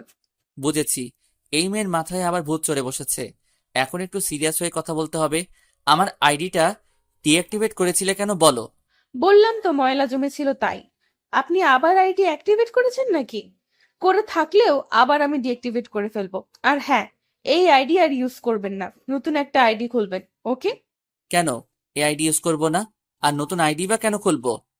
কেন, মেয়েদের সাথে লুতুপুতু করতে ভালো লাগে তাই না? ওই আইডিতে তো অনেক মেয়ে, ওরা আপনাকে এত মেসেজ দেয় কেন? আমি কি করে জানবো? আর তাছাড়া আমি তো কোনো মেয়ের সাথে তেমন কথাও বলি না। বলবেনও না। আর এই আইডিটা ভুলেও অ্যাক্টিভেট করবেন না, করলে আপনার খবর আছে। এই, তুমি আমার ছাত্রী হয়ে আমাকে হুমকি দিচ্ছ, হ্যাঁ? সেটাই মনে করে, তবে আমার কথা অমান্য করলে এর শাস্তি অনেক ভয়ঙ্কর হবে। এ কেমন মেয়ে রে ভাই, ছাত্রী হয়ে স্যারকে হুমকি দেয়? গতকালের পড়া শিখেছো? হুম। বাহ, এই প্রথম তুমি কোনো পড়া শিখলে। Very good. আচ্ছা, আজকে কি পড়াবো বলো? এই চ্যাপ্টারের কয়েকটা প্রশ্ন বুঝতেছি না। ওকে দেখো, আমি বুঝিয়ে দিচ্ছি। ওকে কিছুক্ষণ বুঝিয়ে দিয়ে জিজ্ঞেস করলাম বুঝেছে কিনা। সেও সাথে সাথে হ্যাঁ বুঝেছি বলে দিল। অবাক হচ্ছি, আজ হঠাৎ জান্নাত সবকিছু একবারে বুঝে ফেলতেছে কিভাবে। তারপর জান্নাতকে আরো কিছুক্ষণ পড়িয়ে কালকের জন্য কিছু পড়া দিয়ে আজকের মতো ছুটি দিয়ে দিলাম। জান্নাতের বাসা থেকে বের হয়ে আসতেই যাব এমন সময় বাড়ির বাগান থেকে কে যেন আমায় ডাক দিল। চারপাশে তাকিয়ে দেখি রাসেল ভাই কি যেন করছেন আর আমায় ইশারায় ওনার কাছে ডাকছেন। আল্লাহ, উনি আমায় ডাকছেন কেন? গতকাল জান্নাত আমার নামে রাসেল ভাইকে কিছু বলেনি তো? কথাগুলো ভাবছি আর ভয়ে ভয়ে সামনের দিকে এগোচ্ছি। জি ভাইয়া, আমায় ডাকছেন? হুম। জান্নাতের পড়া কেমন চলছে? জি ভালোই। আর জান্নাত পড়ায় অনেক ভালো। একবার কিছু বুঝিয়ে দিলে সেটা সহজেই বুঝে ফেলে। একটু পাম দিচ্ছি আর কি। শোনেন স্যার, আমার বোনটাকে কখনো ধমকাবেন না। সে যাই করুক না কেন, ছোট থেকে মা হারিয়ে বড় হয়েছে আমার বোনটা। আজ পর্যন্ত কখনো ওর মায়ের অভাব বুঝতে দেয়নি। আশা করি আপনি এমন কিছু করবেন না যাতে আপনার প্রতি আমার না না ভাইয়া, আপনি চিন্তা করবেন না। আমি কখনো জান্নাতকে ধমকাবো না। আপনি যেভাবে বলছেন আমি তাকে সেভাবেই পড়াই। কথাগুলো বলে উপরের দিকে তাকাতেই দেখি জান্নাত ওর বারান্দায় দাঁড়িয়ে আছে। আমি ওর দিকে তাকিয়েছি। এটা দেখে সে উপর থেকে আমায় একটা ফ্লাইং কিস করলো। কি মেরে ভাই, নিচে তার ভাই দাঁড়িয়ে আছে, অথচ সে এসবে না তাকিয়ে। ছি ছি। স্যার, আপনি কিছু ভাবছেন? হ্যাঁ, না মানে কিছু না। আমি তাহলে বাসায় যাই। ওকে, যান। আর ওইখানে দাঁড়িয়ে না থেকে ওদের বাসা থেকে বেরিয়ে সোজা আমাদের বাসায় চলে আসলাম। রাতের খাবার খেয়ে শুয়ে আছি, এমন সময় ফোনে জান্নাতের কল আসলো। প্রথমবার রিং হতে হতে কেটে গেল। দ্বিতীয়বার ফোন আসলে ইচ্ছে করে কেটে দেই, কারণ এই মেয়ের সাথে কথা বলার কোনো ইচ্ছাই নেই আমার। এইভাবে কয়েকবার কল কেটে দেওয়ার পর কিছুক্ষণ পর জান্নাতের নাম্বার থেকে ফোনে একটা মেসেজ আসলো। মেসেজটা ছিল এরকম: শেষবারের মতো কল দিব, যদি না ধরেন তাহলে কাল ভার্সিটিতে আসার আগেই হসপিটালের বেডে শুতে হবে। জান্নাতের এরকম মেসেজ দেখে একটু ভয় পেলাম। যেমন মেয়ে বলা যায় না, সত্যি সত্যি কিছু করে ফেলতে পারে। আবার ওর নাম্বার থেকে কল আসলো। এবার সাথে সাথে রিসিভ করলাম। এখন কল ধরলেন কেন? কিসের জন্য কল দিয়েছো বলো? প্রেম করার জন্য গো। দেখো, ঢং করবা না, যা বলা তাড়াতাড়ি বলে ফেলো। আমি ঘুমাবো, কাল আবার ভার্সিটি আছে। আমি ঢং করি তাই না? ওকে যান, কিছু বললাম না, আপনি ঘুমান। তবে তার আগে আমায় একটা ইয়ে দেন। এসব ইয়েটিয়ে আমি বুঝি না, যা বলার ভালো করে বলো। ওকে, একটা পাপ্পি দেন। পারবো না, ফোন রাখো বলছি। রাগ দেখিয়ে লাভ হবে না। আপনি ভালো করেই জানেন আমার উপর রাগারাগি করেছেন, এটা ভাইয়া জানতে পারলে আপনার সাথে কি কি হতে পারে। সো কোনো কথা না বলে যেটা চেয়েছি সেটা দিয়ে দেন। রাগারাগির কারণটা যদি তোমার ভাইয়া জানতে পারে, তাহলে উনি আমায় কিছু করবেন না। করবেন, অনেক কিছু করবেন। কারণ রাগারাগির বিষয়টা আমি অন্যভাবে নিয়ে যাব, মানে ভাইয়াকে একটু মিথ্যা বলবো আর কি। প্লিজ ফোনটা রাখো, আমি ঘুমাবো। যেটা চেয়েছি সেটা দিয়ে দেন, আমি ফোন রেখে দিব। এছাড়া আর কোনো লাভ হবে না। বুঝেছি, এই মেয়ে পিছু ছাড়বে না, তাই বাধ্য হয়ে কোনো রকমে ইনিয়ে বিনিয়ে ইয়েটা দিতে হলো আর কি। লুচ্চা ভাইবেন না আবার আমাকে। চিপাই পইরা দিছি, ইচ্ছা করে তো আর দেই নাই। তারপর জান্নাত ফোনটা কেটে দিল, আর আমিও শান্তিতে বিছানায় গাটা এলিয়ে দিয়ে শুয়ে পড়লাম। পরের দিন ভার্সিটিতে এসে ক্লাসে বসে সবাইকে ক্লাস করাচ্ছি। ভুল করে একবার জান্নাতের দিকে তাকাতেই সে আমায় চোখ টিপ মেরে মিটমিট করে হাসতে লাগলো। লজ্জায় আর ওর দিকে তাকালাম না। ক্লাসটা করিয়ে অন্য আরেকটা ক্লাসে চলে এলাম। একে একে সব ক্লাস করিয়ে ভার্সিটিও ছুটি হয়ে গেল। বাসায় যাওয়ার জন্য ভার্সিটি থেকে বের হতেই কোথা থেকে জানি নীলা ম্যাডাম একটা রিক্সা নিয়ে আমার সামনে এসে দাঁড়ালেন। বাসায় যাচ্ছেন মনে হয়, আসেন আমার সাথে, আপনাকে আপনার বাসায় নামিয়ে দিয়ে যাই। না থাক, আমি হেঁটেই যেতে পারবো, আপনি চলে যান। তা বললে তো হবে না।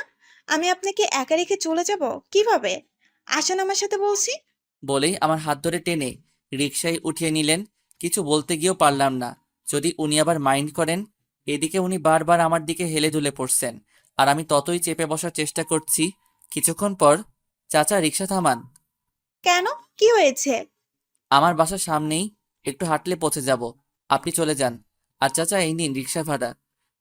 আরে ভাড়া দিতে হবে না, আমি দিয়ে দেব। না, আপনি মেয়ে মানুষ হয়ে একজন পুরুষের ভাড়া দিবেন, এটা কেমন দেখায়? একটা মুচকি হাসি দিয়ে চলে গেলেন। আমিও আর দাঁড়িয়ে না থেকে সোজা বাসায় চলে আসলাম। বাসায় এসে হাত মুখ ধুয়ে দুপুরের খাবার খেয়ে নিলাম। সন্ধ্যাবেলা জান্নাতকে পড়ানোর জন্য ওর বাসায় চলে এলাম। জান্নাতের রুমের দরজা খুলে ভিতরে ঢুকে দেখি জান্নাত রুমে নেই, হয়তো ওয়াশরুমে আছে। এটা ভেবে আমি রুমের ভিতরে ঢুকে পড়লাম। সাথে সাথে রুমের দরজা ঠাস করে বন্ধ হয়ে গেল। পিছনে তাকাতেই কে যেন আমার হাত টেনে ধরে দরজার সাথে চেপে ধরলো। সে আর কেউ না, জান্নাত। এই এই, কি করছো? ছাড়ো আমায়। কেন? এখন ছাড়বো কেন? অন্যদের সাথে তো ভালোই ঘেঁষাঘেঁষি করতে পারেন। মানে, আমি আবার কি করলাম? এখন সাধু সাজা হচ্ছে তাই না? আরে কি আবল তাবল বকছো?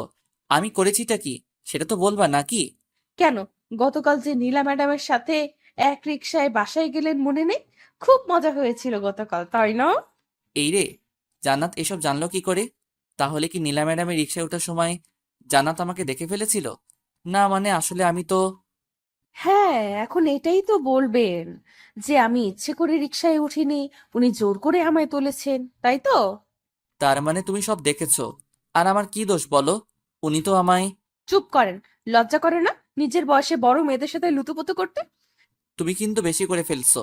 ছাত্রী হয়ে স্যারকে ধমক দিচ্ছ, আর আমি ওনার সাথে লুতুপুতু কেন করব? হ্যাঁ, 100 বার ধমক দিব, কি করবেন আপনি? হ্যাঁ, আর আপনাকে আমার ভালো করে চেনা আছে। শোনেন, আগেও একবার মাফ করেছি, বাট এখন কোনো মাফ নেই। আমার কথা যেহেতু অমান্য করেছেন, তাহলে এর শাস্তি আপনাকে পেতেই হবে। এই, আমি তোমার এমন কি ক্ষতি করেছি সব সময় আমার পিছনে পড়ে থাকো? আমি কি ওনার সাথে ইচ্ছাকৃতভাবে কখনো কথা বলেছি বলো? এত কিছুর উত্তর আমি দিতে পারবো না। এখন আপনাকে আমার কথা অমান্য করার জন্য শাস্তি পেতে হবে। কি শাস্তি? বেশি কিছু না, শুধু আমায় একবার জড়িয়ে ধরবেন আর 5 মিনিট কিস করবেন। কি, পাগল নাকি তুমি? হ্যাঁ, স্যারকে এইসব কিভাবে? ছি ছি, আমার বলতেও লজ্জা করছে। চিন্তা করবেন না, বিয়ের পর আপনার সব লজ্জা ভেঙে দিব। এখন যা যা বলেছি তা করেন। অসম্ভব, আমি এইসব কিছুতেই করব না। আর আমি আজকেই আঙ্কেলকে তোমার বিষয় সব বলে দিব, তারপর তোমাকে পড়ানো বাদ দিয়ে দিব। সাথে সাথে আমার কলারটা চেপে ধরে আমার মুখের কাছে ওর মুখ নিয়ে আসলো আর বলল, এইসবের কিছু করলে খুন করে ফেলবো কিন্তু। আর আমি যা বলেছি, এখন যদি তা না করেন, তাহলে আমি চিৎকার করে ভাইয়াকে ডাকবো। তারপর ভাইয়া এসে আপনার কি হাল করবে ভাবতেও পারবেন না। ওর কথা শুনে ভয় ঢোক গিলতে লাগলাম। কি করব না ভেবে পাচ্ছি না। আমাকে ছেড়ে দাও প্লিজ। আমি তো তোমার কোনো ক্ষতি করিনি, তাহলে কেন আমার সাথে এমন করছো? মা বাবার একটা মাত্র সন্তান আমি। আমার কিছু হয়ে গেলে ওরা কাকে নিয়ে বাঁচবে বলো? প্লিজ, আমায় শেষবারের মতো মাফ করে দাও আর আমায় ছেড়ে দাও প্লিজ। ছেড়ে দিলে তো হবে না সোনা, অপরাধ যেহেতু করেছো, এর শাস্তি তো পেতেই হবে, তাই না? আমাদের মধ্যে শুধু স্যার ছাত্রীর সম্পর্ক, এছাড়া আর কিছু না। আমাদের মধ্যে ওইসব হবে না। এটা ঠিক না, কেন বুঝতেছো না তুমি? আমি এত কিছু বুঝতে চাই না। আপনি আমার দেওয়া শাস্তিটা পূরণ করবেন কি না বলেন। আর তুমি কেন বুঝতে পারছো না? আম ওই, তুই কিস করবি নাকি আমি কিছু করব? করব না, যা করার করো। ওকে। বলেই আমার শার্টের কলার চেপে ধরে আমার ঠোঁটের সাথে তার ঠোঁট এক করে দিল। নিজেকে ছাড়ানোর অনেক চেষ্টা করছি, কিন্তু ওর শক্তির সাথে আমি কিছুতেই পেরে উঠতে পারছি না।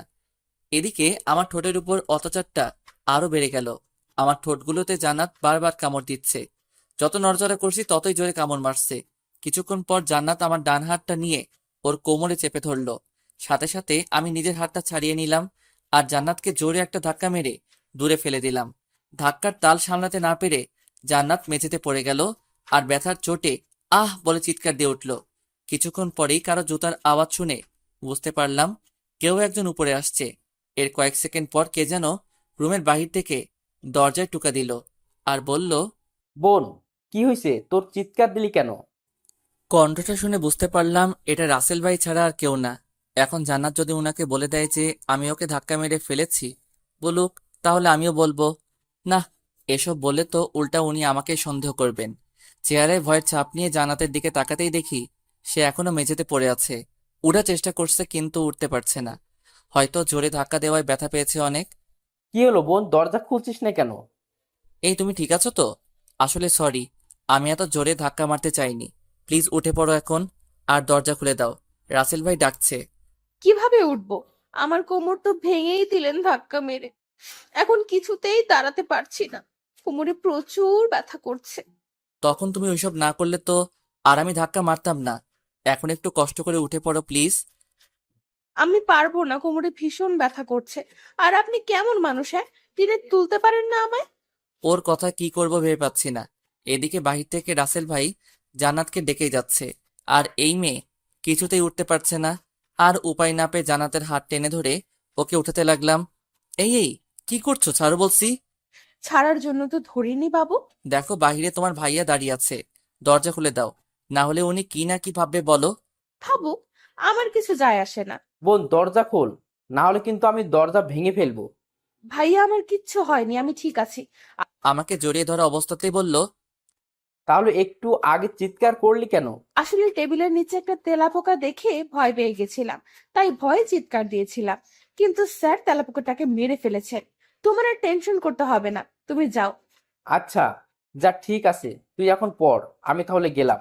জান্নাত ছাড়ো প্লিজ, আমার শ্বশুরই লাগছে। কেন? নীলা ম্যাডামের সাথে ঘেঁষাঘেঁষি করার সময় সুড়সুড়ি লাগে না? আমি ধরলেই সুড়সুড়ি লাগে? আমি ধরলেই খারাপ লাগে? আর উনি ধরলে ভালো লাগে, তাই না? দেখো আমি ওনার সাথে। চুপ করে দাঁড়িয়ে থাকুন আর আমায় জড়িয়ে ধরুন। এমনিতেই ঠিকমতো কিস করতে দেননি। এখন বেশি কথা বললে এমন জায়গায় মরবো যে জীবনেও বাবা ডাক শুনতে পারবেন না। ওর কথায় ভয় পেয়ে আর কোনো কথা বললাম না। সত্যি মেরে দিতে পারে যেভাবে রেগে ওর কথায় ভয় পেয়ে আর কোনো কথা বললাম না। সত্যি মেরে দিতে পারে যেভাবে রেগে আছে। কিছুক্ষণ পর আমরা কবে বিয়ে করব? মাথা উপরে তুলে আমার দিকে তাকিয়ে ওর কথা শুনে একটু কাশতে লাগলাম। মেয়ে বলে কি মাথা পুড়ে গেছে মনে হয়। কি হলো? চুপ করে আছো কেন, বলো। আমায় ছাড়ো, আমার একটু কাজ আছে, যেতে হবে। উম, আর একটু থাকি না। আজকের পড়াগুলো রাতে আরেকবার দেখবা, কাল এসে ওইগুলো পড়া নিব। আজ তাহলে আমি আসি। জান্নাতকে ছাড়িয়ে কথাগুলো বলে চলে আসতে যাব, এমন সময় পিছন থেকে জান্নাত আমায় দাঁড়াতে বলল। আবার কি? কাল ভার্সিটি শেষে আমার জন্য একটু ওয়েট করিয়েন, আপনাকে নিয়ে একটা জায়গায় যাব। পারবো না। আর এমনিতেও কাল আমার একটা জরুরি কাজ আছে, সেটা শেষ করতে হবে। না গেলে আমি ভাইয়াকে বলে আপনাকে আমার সাথে নিয়ে যাব, সমস্যা নেই। কিছু না বলে দরজা খুলে ওর রুম থেকে বেরিয়ে আসলাম। নিচে এসে দেখি রাসেল ভাই বাগানে বসে আছেন। আমাকে দেখি কিছুক্ষণ আমার দিকে তাকিয়ে দেখে আমায় ডাক দিলেন। ভয়ে হার্টবিট বাড়তে শুরু করলো। উনি আমায় ডাকছেন কেন? ধীরে ধীরে ওনার সামনে গিয়ে দাঁড়ালাম। জি ভাইয়া, বলেন। আপনার ঠোঁটে রক্ত কেন স্যার? কোথায় রক্ত? বলে ঠোঁটে হাত দিয়ে দেখি আঙ্গুলে একটু রক্ত লেগে গেছে। ও, তার মানে জান্নাত তখন কামড়িয়ে রক্ত বের করে ফেলেছে। ও, এটা আসলে নিচে নামার সময় দেয়ালের সাথে ঠোঁট লেগে হয়তো কেটে গেছে। কিন্তু দেখে তো মনে হচ্ছে কেউ কামড় মেরেছে। এই রে, এখন কি বলবো কি বলবো ভাবতেছি। এমন সময় উপরের দিকে তাকাতেই দেখি জান্নাত ও রুমের বারান্দায় দাঁড়িয়ে আমার দিকে দুষ্টু হাসি হাসছে। ওর হাসি দেখে গা জ্বলা শুরু করেছে। ওর জন্যই এখন রাসেল ভাইয়ের কাছে আমায় ধরা পড়তে হয়েছে। কি হলো স্যার, কিছু ভাবছেন নাকি? না, কিছু না। তাড়াহুড়ো করে সিঁড়ি বেয়ে নামতে গিয়ে দেয়ালের সাথে ঠোঁট লেগে যায়, আর হালকা দাঁতও লেগে গেছিল, তাই হয়তো এমন হয়েছে। ও আচ্ছা। জি, আচ্ছা তাহলে আমি আজ আসি। তারপর ওদের বাসা থেকে বের হয়ে সোজা বাসায় চলে আসলাম। বাসায় ঢোকার সময় হাত দিয়ে মুখটা ঢেকে রুমে চলে এলাম, না হলে ঠোঁটের বিষয়টা আম্মুর চোখে পড়লে বাঁচা যাবে না। রুমে এসে আয়নার দিকে তাকিয়ে ঠোঁটগুলো দেখে খুব রাগ হতে লাগলো জান্নাতের উপর। কামড়িয়ে একদম ঠোঁটের অবস্থা কাহিল করে ফেলছে। রাতের বেলা খাবারের আগে ঠোঁটগুলো ড্রেসিং করে খাবার খেতে গেলাম। চুপচাপ খেয়ে দিয়ে আবার রুমে চলে এলাম। রুমে এসে ফেবো আইডিটা অ্যাক্টিভেট করে কিছুক্ষণ নিউজ ফিড ঘোরাঘুরি করে মোবাইলটা রেখে ঘুমিয়ে পড়লাম।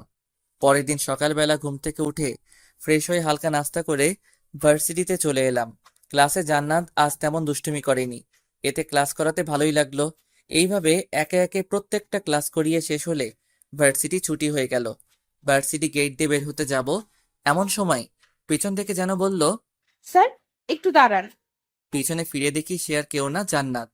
কখন থেকে ডাকছি, শুনতে পান না? কেন ডাকছো? বলেছিলাম না আপনাকে নিয়ে এক জায়গায় যাব, চলেন যাওয়া যাক।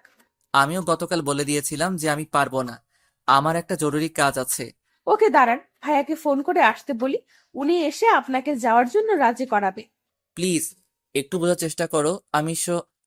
আপনি আমার সাথে যাবেন নাকি আমি ভাইয়াকে ফোন করে আসতে বলবো? ওকে চলো, তবে আমি বেশিক্ষণ তোমার সাথে থাকতে পারবো না। দেখা যাবে। বলে একটা রিক্সা ডেকে নিজে উঠে আমাকে উঠতে বলল। আমি তোমার সাথে এক রিক্সায় যেতে পারবো না। উঠবেন নাকি ভাইয়াকে? আরে উঠছি তো, খালি ভাইয়া ভাইয়া করো কেন? এই শপিং মলে চলেন তো। শপিং মলে কেন? একটু পরেই বুঝতে পারবেন, এখন চুপ করে বসে থাকেন। ওর কথা মতো চুপ করে বসে রইলাম। কিছুক্ষণ পর রিক্সা এসে থামলো একটা শপিং মলের সামনে। এরপর জান্নাত রিক্সা থেকে নেমে রিক্সা ভাড়াটা দিয়ে দিল। আমিও সাথে সাথে রিক্সা থেকে নেমে পড়লাম। তারপর জান্নাত আমাকে ধরে শপিং মলের ভিতরে নিয়ে আসলো। হাঁটতে হাঁটতে একসময় জান্নাত আমায় নিয়ে একটা শাড়ির দোকানে গিয়ে ঢুকলো, আর দোকানদারকে কয়েকটা শাড়ি দেখাতে বলল। কিছুক্ষণ পর দোকানদার আমাদের সামনে কয়েকটা শাড়ি এনে রাখলেন, আর একে একে সবকটা শাড়ি প্যাকেট থেকে খুলে দেখাতে লাগলেন। দেখেন তো কোন শাড়িটা নিব। তোমার যেটা ভালো লাগে সেটা নাও। আমায় জিজ্ঞেস করছো কেন? উফ, আপনিও না।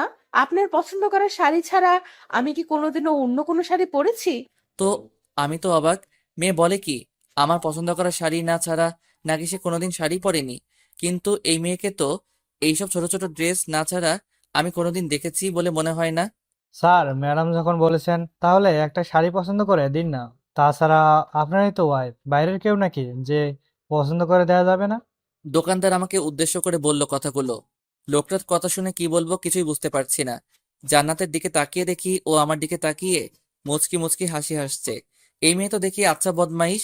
লোকটা আমাকে ওর স্বামী বানিয়ে ফেললো, আর সে কিছুই বলছে না, উল্টে হাসছে। কি হলো? এত কি ভাবছেন? একটা শাড়ি পছন্দ করে দিন না। আর কোনো উপায় না পেয়ে ওকে একটা নীল কালারের শাড়ি দেখিয়ে বললাম, এটা নাও, তোমায় অনেক মানাবে। ওকে, তাহলে এই শাড়িটা প্যাক করে দেন। দোকানদার শাড়িটা প্যাক করে দিলে শাড়ির দাম দিয়ে জান্নাত আমায় নিয়ে বাইরে চলে আসলো। চলেন কোনো রেস্টুরেন্টে গিয়ে দুজন লাঞ্চ করে নিই। না, আমি বাসায় চলে যাব, তুমি গিয়ে লাঞ্চ করে নাও। আমি একা কি করে যাই? আপনাকেও আমার সাথে গিয়ে লাঞ্চ করতে হবে। চলেন। বলেই আমায় এক প্রকার জোর করে পাশের একটা রেস্টুরেন্টে নিয়ে আসলো। তারপর ওয়েটারকে ডেকে দুজনের জন্য কিছু খাবার অর্ডার দিল। কিছুক্ষণ পর ওয়েটার এসে দুজনকে খাবার দিয়ে গেল, আর দুজন যার যার মতো খেতে লাগলাম। খাওয়া দাওয়া শেষ করে বিল মিটিয়ে দুজন বাইরে চলে আসলাম। সব কাজ তো শেষ, এখন কি আমি বাসায় যেতে পারি? হুম, যেতে পারেন। তবে আজ একটু তাড়াতাড়ি পড়াতে আসবেন। ওকে? ওর কথার কোনো উত্তর না দিয়ে একটা রিক্সা নিয়ে সোজা বাসায় চলে আসলাম। বাসায় আসতে আম্মু এসে জিজ্ঞেস করলেন, আজ আসতে তো দেরি হলো কেন? আসলে একটু কাজ ছিল। আচ্ছা, তুই ফ্রেশ হয়ে আয়, আমি টেবিলে তোর জন্য খাবার দিচ্ছি। আম্মু, আমি বাহির থেকে খেয়ে এসেছি। আচ্ছা, তাহলে রুমে গিয়ে রেস্ট নে। আচ্ছা, বলে সোজা রুমে চলে এলাম। রুমে এসে ফ্রেশ হয়ে বিছানায় শুয়ে শুয়ে কিছুক্ষণ ফেসবুকিং করতে লাগলাম। এইভাবে বিকালটা কেটে গেল। সন্ধ্যাবেলা জান্নাতকে পড়ানোর জন্য ওর বাসায় চলে এলাম। জান্নাতের রুমের কাছে এসে দরজাটা খুলে ভিতরে ঢুকে সামনে তাকাতেই আমি অবাক, কারণ সামনে জান্নাত শাড়ি পরা অবস্থায় দাঁড়িয়ে আছে। শাড়িতে ওকে ভীষণ সুন্দর লাগছে। কেন জানি ওর থেকে চোখ ফেরাতেই পারছি না। এক পলকে ওর দিকে তাকিয়ে আছি। কি হলো স্যার? এমন করে কি দেখছেন? হুম? হঠাৎ জান্নাতের কথায় বাস্তবে ফিরলাম। দেখি ও আমার দিকে দুষ্টুমি ভরা চোখে তাকিয়ে আছে। না মানে আসলে তোমাকে আজ শাড়িতে ভীষণ সুন্দর লাগছে বলেই জিভে কামড় দিলাম। হাই হাই, মুখ ফসকে কি বলে ফেললাম। এখন জান্নাত কি না কি ভাববে। কি? সত্যিই আমার সুন্দর লাগছে? হুম। আপনার পছন্দ করা শাড়ি পরেছি যে, সুন্দর লাগবে না কেন? আজ কি তাহলে পরবা না? হুম, পরবো তো। আর আপনি দাঁড়িয়ে আছেন কেন? বসেন। তারপর একটা চেয়ার টেনে টেবিলের পাশে গিয়ে বসে পড়লাম। জান্নাতও একটা চেয়ার টেনে আমার সামনের চেয়ারে বসে পড়লো। তা আজ হঠাৎ শাড়ি পরলে যে, কোথাও যাওয়া নাকি? না, এমনিতেই পরেছি। ও আচ্ছা, তা গতকালের পড়া শিখা হয়েছে? হুম।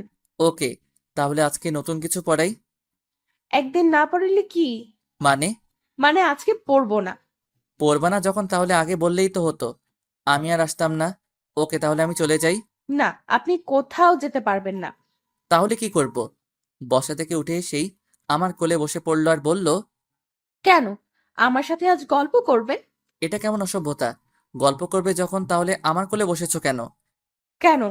আর কোথাও বসার জায়গা আছে নাকি? কেন, বসার জন্য চেয়ার নেই? চেয়ারে গিয়ে বসো আর আমার কোল থেকে নামো। নামবো না। কি করবেন আপনি? হুম? দেখো, তুমি কিন্তু বেশি বাড়াবাড়ি করে ফেলছো। কোথায় বাড়াবাড়ি করলাম? কোল থেকে নামো বলছি। কেন? আমায় আপনার ভালো লাগে না? দেখো, তুমি আমার ছাত্রী, আমি কখনো তোমায় ওই নজরে দেখিনি। তো কি হয়েছে? এখন থেকে দেখবেন। বলেই আমার ডান হাতটা নিয়ে ওর কোমরের মধ্যে চেপে ধরলো। এবার রাগটা আর ধরে রাখতে পারলাম না। জান্নাতকে কোল থেকে উঠিয়ে ওর গালে ঠাস করে একটা চড় মেরে দিলাম। চড় খেয়ে জান্নাত গালে হাত দিয়ে আমার দিকে ছলো ছলো চোখে তাকিয়ে রইল। হয়তো আমার থেকে সে এটা আশা করেনি, কিন্তু ওর কাজকর্মের জন্য এটা ওর প্রাপ্যই ছিল। আপনি আমায় মারলেন? মেরেছি, বেশ করেছি। অনেকদিন ধরেই তোমার এইসব পাগলামিগুলো সহ্য করে এসেছি, কিন্তু আর না। একটা কথা মাথায় ঢুকিয়ে নাও, তুমি যাই করো না কেন, তোমায় আমি ভালোবাসতে পারবো না, কারণ তুমি আমার ছাত্রী। এর বেশি কিছু হওয়ার চেষ্টাও করবা না। কথাগুলো বলেই জান্নাতের রুম থেকে বেরিয়ে আসলাম। সিঁড়ি বেয়ে নিচে নামতেই দেখি আঙ্কেল সোফায় বসে আছেন। আমাকে নিচে নামতে দেখে জিজ্ঞেস করলেন, কি হলো বাবা, আজ এত তাড়াতাড়ি চলে যাচ্ছ যে? জান্নাতকে পড়াবা না? আসলে আঙ্কেল, আমার শরীরটা আজ বেশি ভালো না, তাই বাসায় চলে যাচ্ছি। শরীর খারাপ থাকলে পড়াতে আসলে কেন? ফোন করে বলে দিতেই পারতে যে আজ পড়াতে আসবে না। না মানে এদিক দিয়ে যাচ্ছিলাম, তাই ভাবলাম আর ফোন করার কি দরকার, বাসায় এসেই বলে যাই। আচ্ছা, তাহলে তুমি বাসায় যাও আর গিয়ে রেস্ট নাও। আচ্ছা, তাহলে আমি আজ আসি। তারপর জান্নাতের বাসা থেকে বের হয়ে সোজা আমাদের বাসায় চলে আসলাম। রুমে এসে বিছানায় বসে ভাবছি, জান্নাতকে চর মেরে কি ঠিক করলাম? যদি ও আমার নামে ওর ভাইয়ের কাছে বিচার দিয়ে বসে, তাহলে আমার কি হবে? দূর, যা হবার হবে। এত ভয় পেলে চলবে না। আর চরটা ওর প্রাপ্যই ছিল। দিন দিন ওর পাগলামিগুলো না হলে আরো বেড়ে যাবে। পারলে ওকে পরানোয় ছেড়ে দিব। ওই দিনের মতো রাতের খাবারটা খেয়ে রুমে এসে ঘুমিয়ে পড়লাম। পরের দিন সকালবেলা ঘুম থেকে উঠে ফ্রেশ হয়ে ভার্সিটিতে চলে এলাম। ক্লাসে বসে আছি কিন্তু একজনকে আজ ক্লাসে দেখছি না। সে হলো জান্নাত। মেয়েটা হয়তো আজ ভার্সিটিতে আসেনি। কেন আসেনি এটাও আজ করতে পেরেছি। হয়তো গতকাল চরমারায় আজ রাগ করে ভার্সিটিতে আসেনি। না আসলে নাই, তাতে আমার কি। একের পর এক ক্লাস করাতে লাগলাম, কিন্তু আজ কিছুই ভালো লাগছে না। বারবার শুধু জান্নাতের দুষ্টুমিগুলো চোখের সামনে ভেসে উঠছে। ভার্সিটি ছুটি হলে বাসায় চলে আসলাম। রুমে এসে ফ্রেশ হয়ে খাওয়া দাওয়া করে রুমে এসে কিছুক্ষণ ঘুমিয়ে পড়লাম। বিকেলবেলা ঘুম থেকে উঠে মসজিদে গিয়ে নামাজ পড়ে কিছুক্ষণ বাইরে হাঁটাহাঁটি করে বন্ধুদের আড্ডায় চলে আসলাম। আজকে জান্নাতকে পড়াতে যাব না, তাই বন্ধুদের আড্ডায় এসে ওদের সাথে কিছুক্ষণ জমিয়ে আড্ডা দিলাম। অনেক দিন পর ওদের সাথে দেখা, তাই সহজে ছাড়তে চাইনি। অবশেষে অনেক জোরাজোরি করে ওদের থেকে বিদায় নিয়ে বাসায় চলে আসলাম। এইভাবে দিনটা কেটে গেল।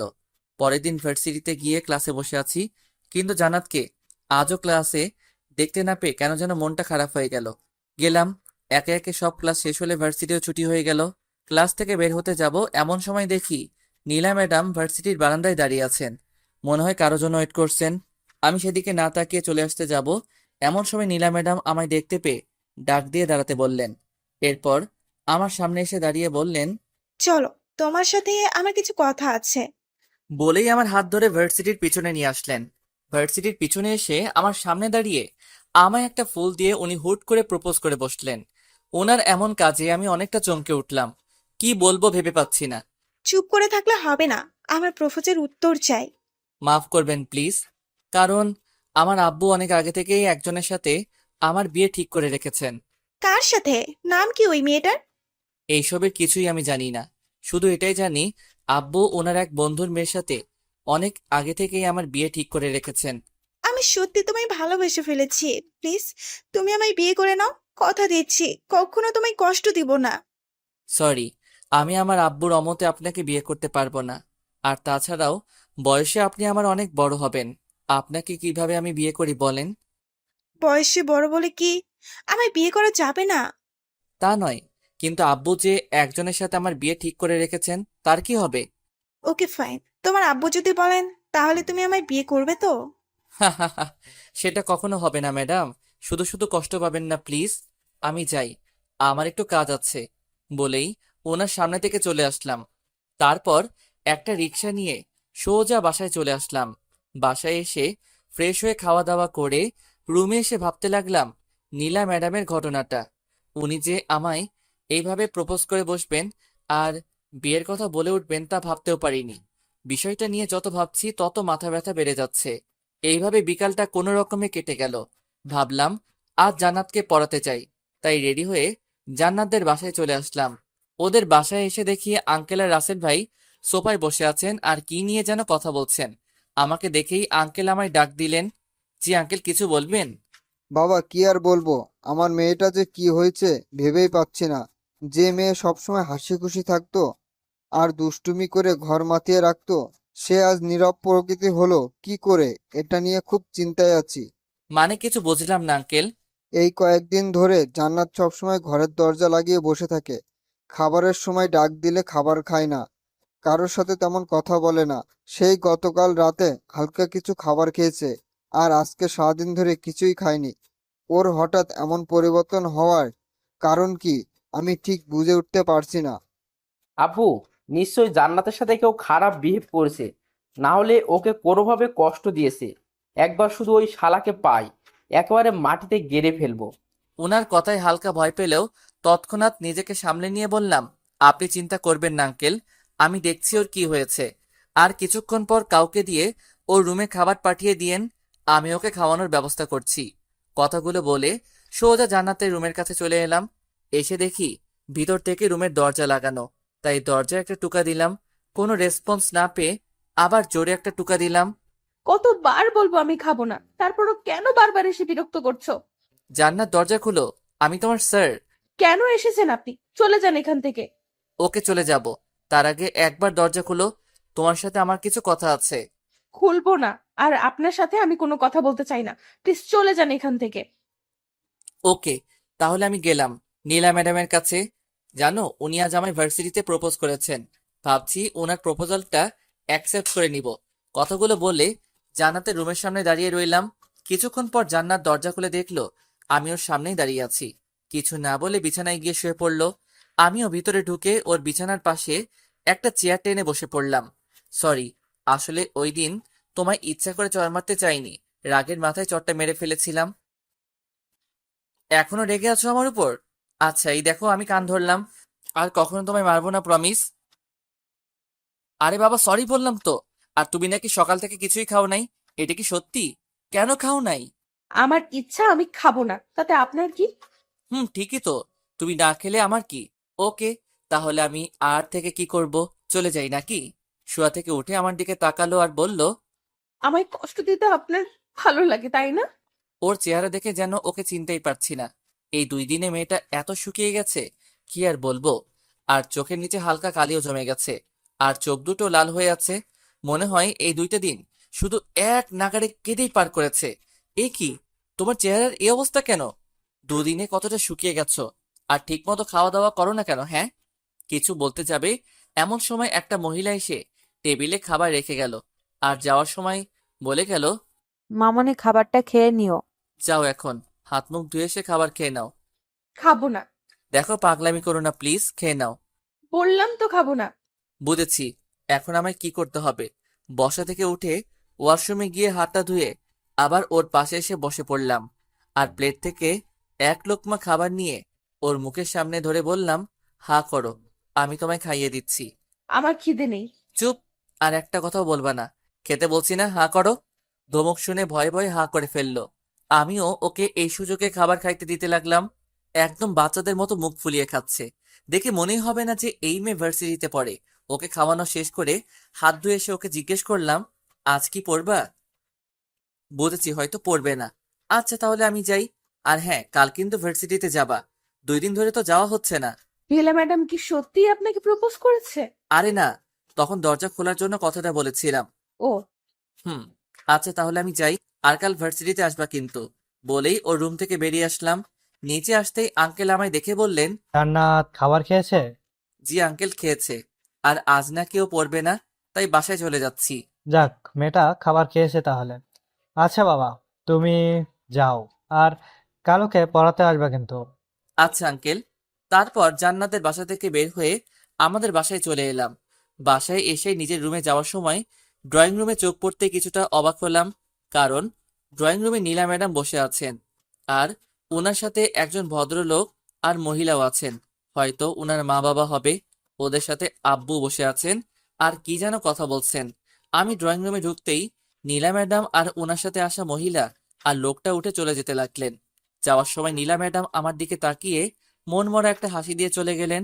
কিছু বুঝতে না পেরে আমি আব্বুর দিকে প্রশ্নবোধক দৃষ্টিতে তাকিয়ে জিজ্ঞেস করলাম, ওরা এইখানে কেন এসেছিল? মেয়েটা নাকি তোমায় ভালোবাসে, তাই ওর মা বাবাকে সাথে নিয়ে এসেছি তোমার সাথে ওর বিয়ে দেওয়ার জন্য। তুমি ওদের কি বলেছ? তুমি তো জানোই যে আমি আমার এক বন্ধুর মেয়ের সাথে অনেক আগে থেকেই তোমার বিয়ে ঠিক করে রেখেছি। ওদেরকে বুঝিয়ে বলেছি বিষয়টা, ওরাও বুঝে গেছে, তাই আর কোনো কথা বলিনি। তা তোমার এই বন্ধুটা কে আব্বু? কখনো তো দেখলাম না ওনাকে। সময় হলে দেখতে পারবা, এখন তোমার রুমে যাও। আর কিছু না বলে সোজা নিজের রুমে চলে এলাম।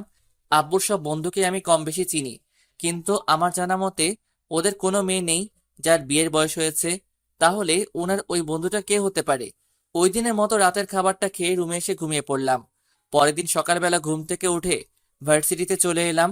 ক্লাসে দেখি আজ জান্নাতও ক্লাসে উপস্থিত আছে। ওকে দেখে খুব খুশি হলাম, জানি না কেন। ক্লাস করানোর সময় জান্নাত চুপ করে মনোযোগ সহকারে ক্লাস করছিল। জান্নাতের এমন পরিবর্তন দেখে খুব ভালো লাগলো। কিছুক্ষণ পর বেল বেজে উঠলে সবাইকে কিছু পড়া দিয়ে অন্য ক্লাসে চলে গেলাম। এইভাবে দিনটা কেটে গেল। ভার্সিটি থেকে বাসায় এসে খেয়ে দিয়ে রুমে এসে কিছুক্ষণ রেস্ট নিলাম। দেখতে দেখতে বিকাল হয়ে আসলো, তাই জান্নাতকে পড়ানোর জন্য ওদের বাসায় চলে আসলাম। জান্নাতের রুমে এসে দেখি ও একটা বই নিয়ে টেবিলে বসে বসে পড়ছে। যাকে কোনোদিন ঠিকমতো পড়তে দেখলাম না, সেই আজ এত মনোযোগ দিয়ে পড়ছে। অবাক না হয়ে আর পারা গেল না। তারপর ওর কাছে গিয়ে জিজ্ঞেস করলাম, কি করছো? ক্লাসের পড়াটা ঠিক বুঝতে পারছি না, সেটাই দেখছি। কই, কোনটা বোঝো নাই, দেখাও তো। এই যে এইটা। তারপর ওকে ওই পড়াটা বুঝিয়ে দিলাম, কিন্তু আশ্চর্যের ব্যাপার, ওকে বোঝাতে আজ এত কষ্ট লাগে কি কারণ? ও একেবারে বুঝে ফেলেছে।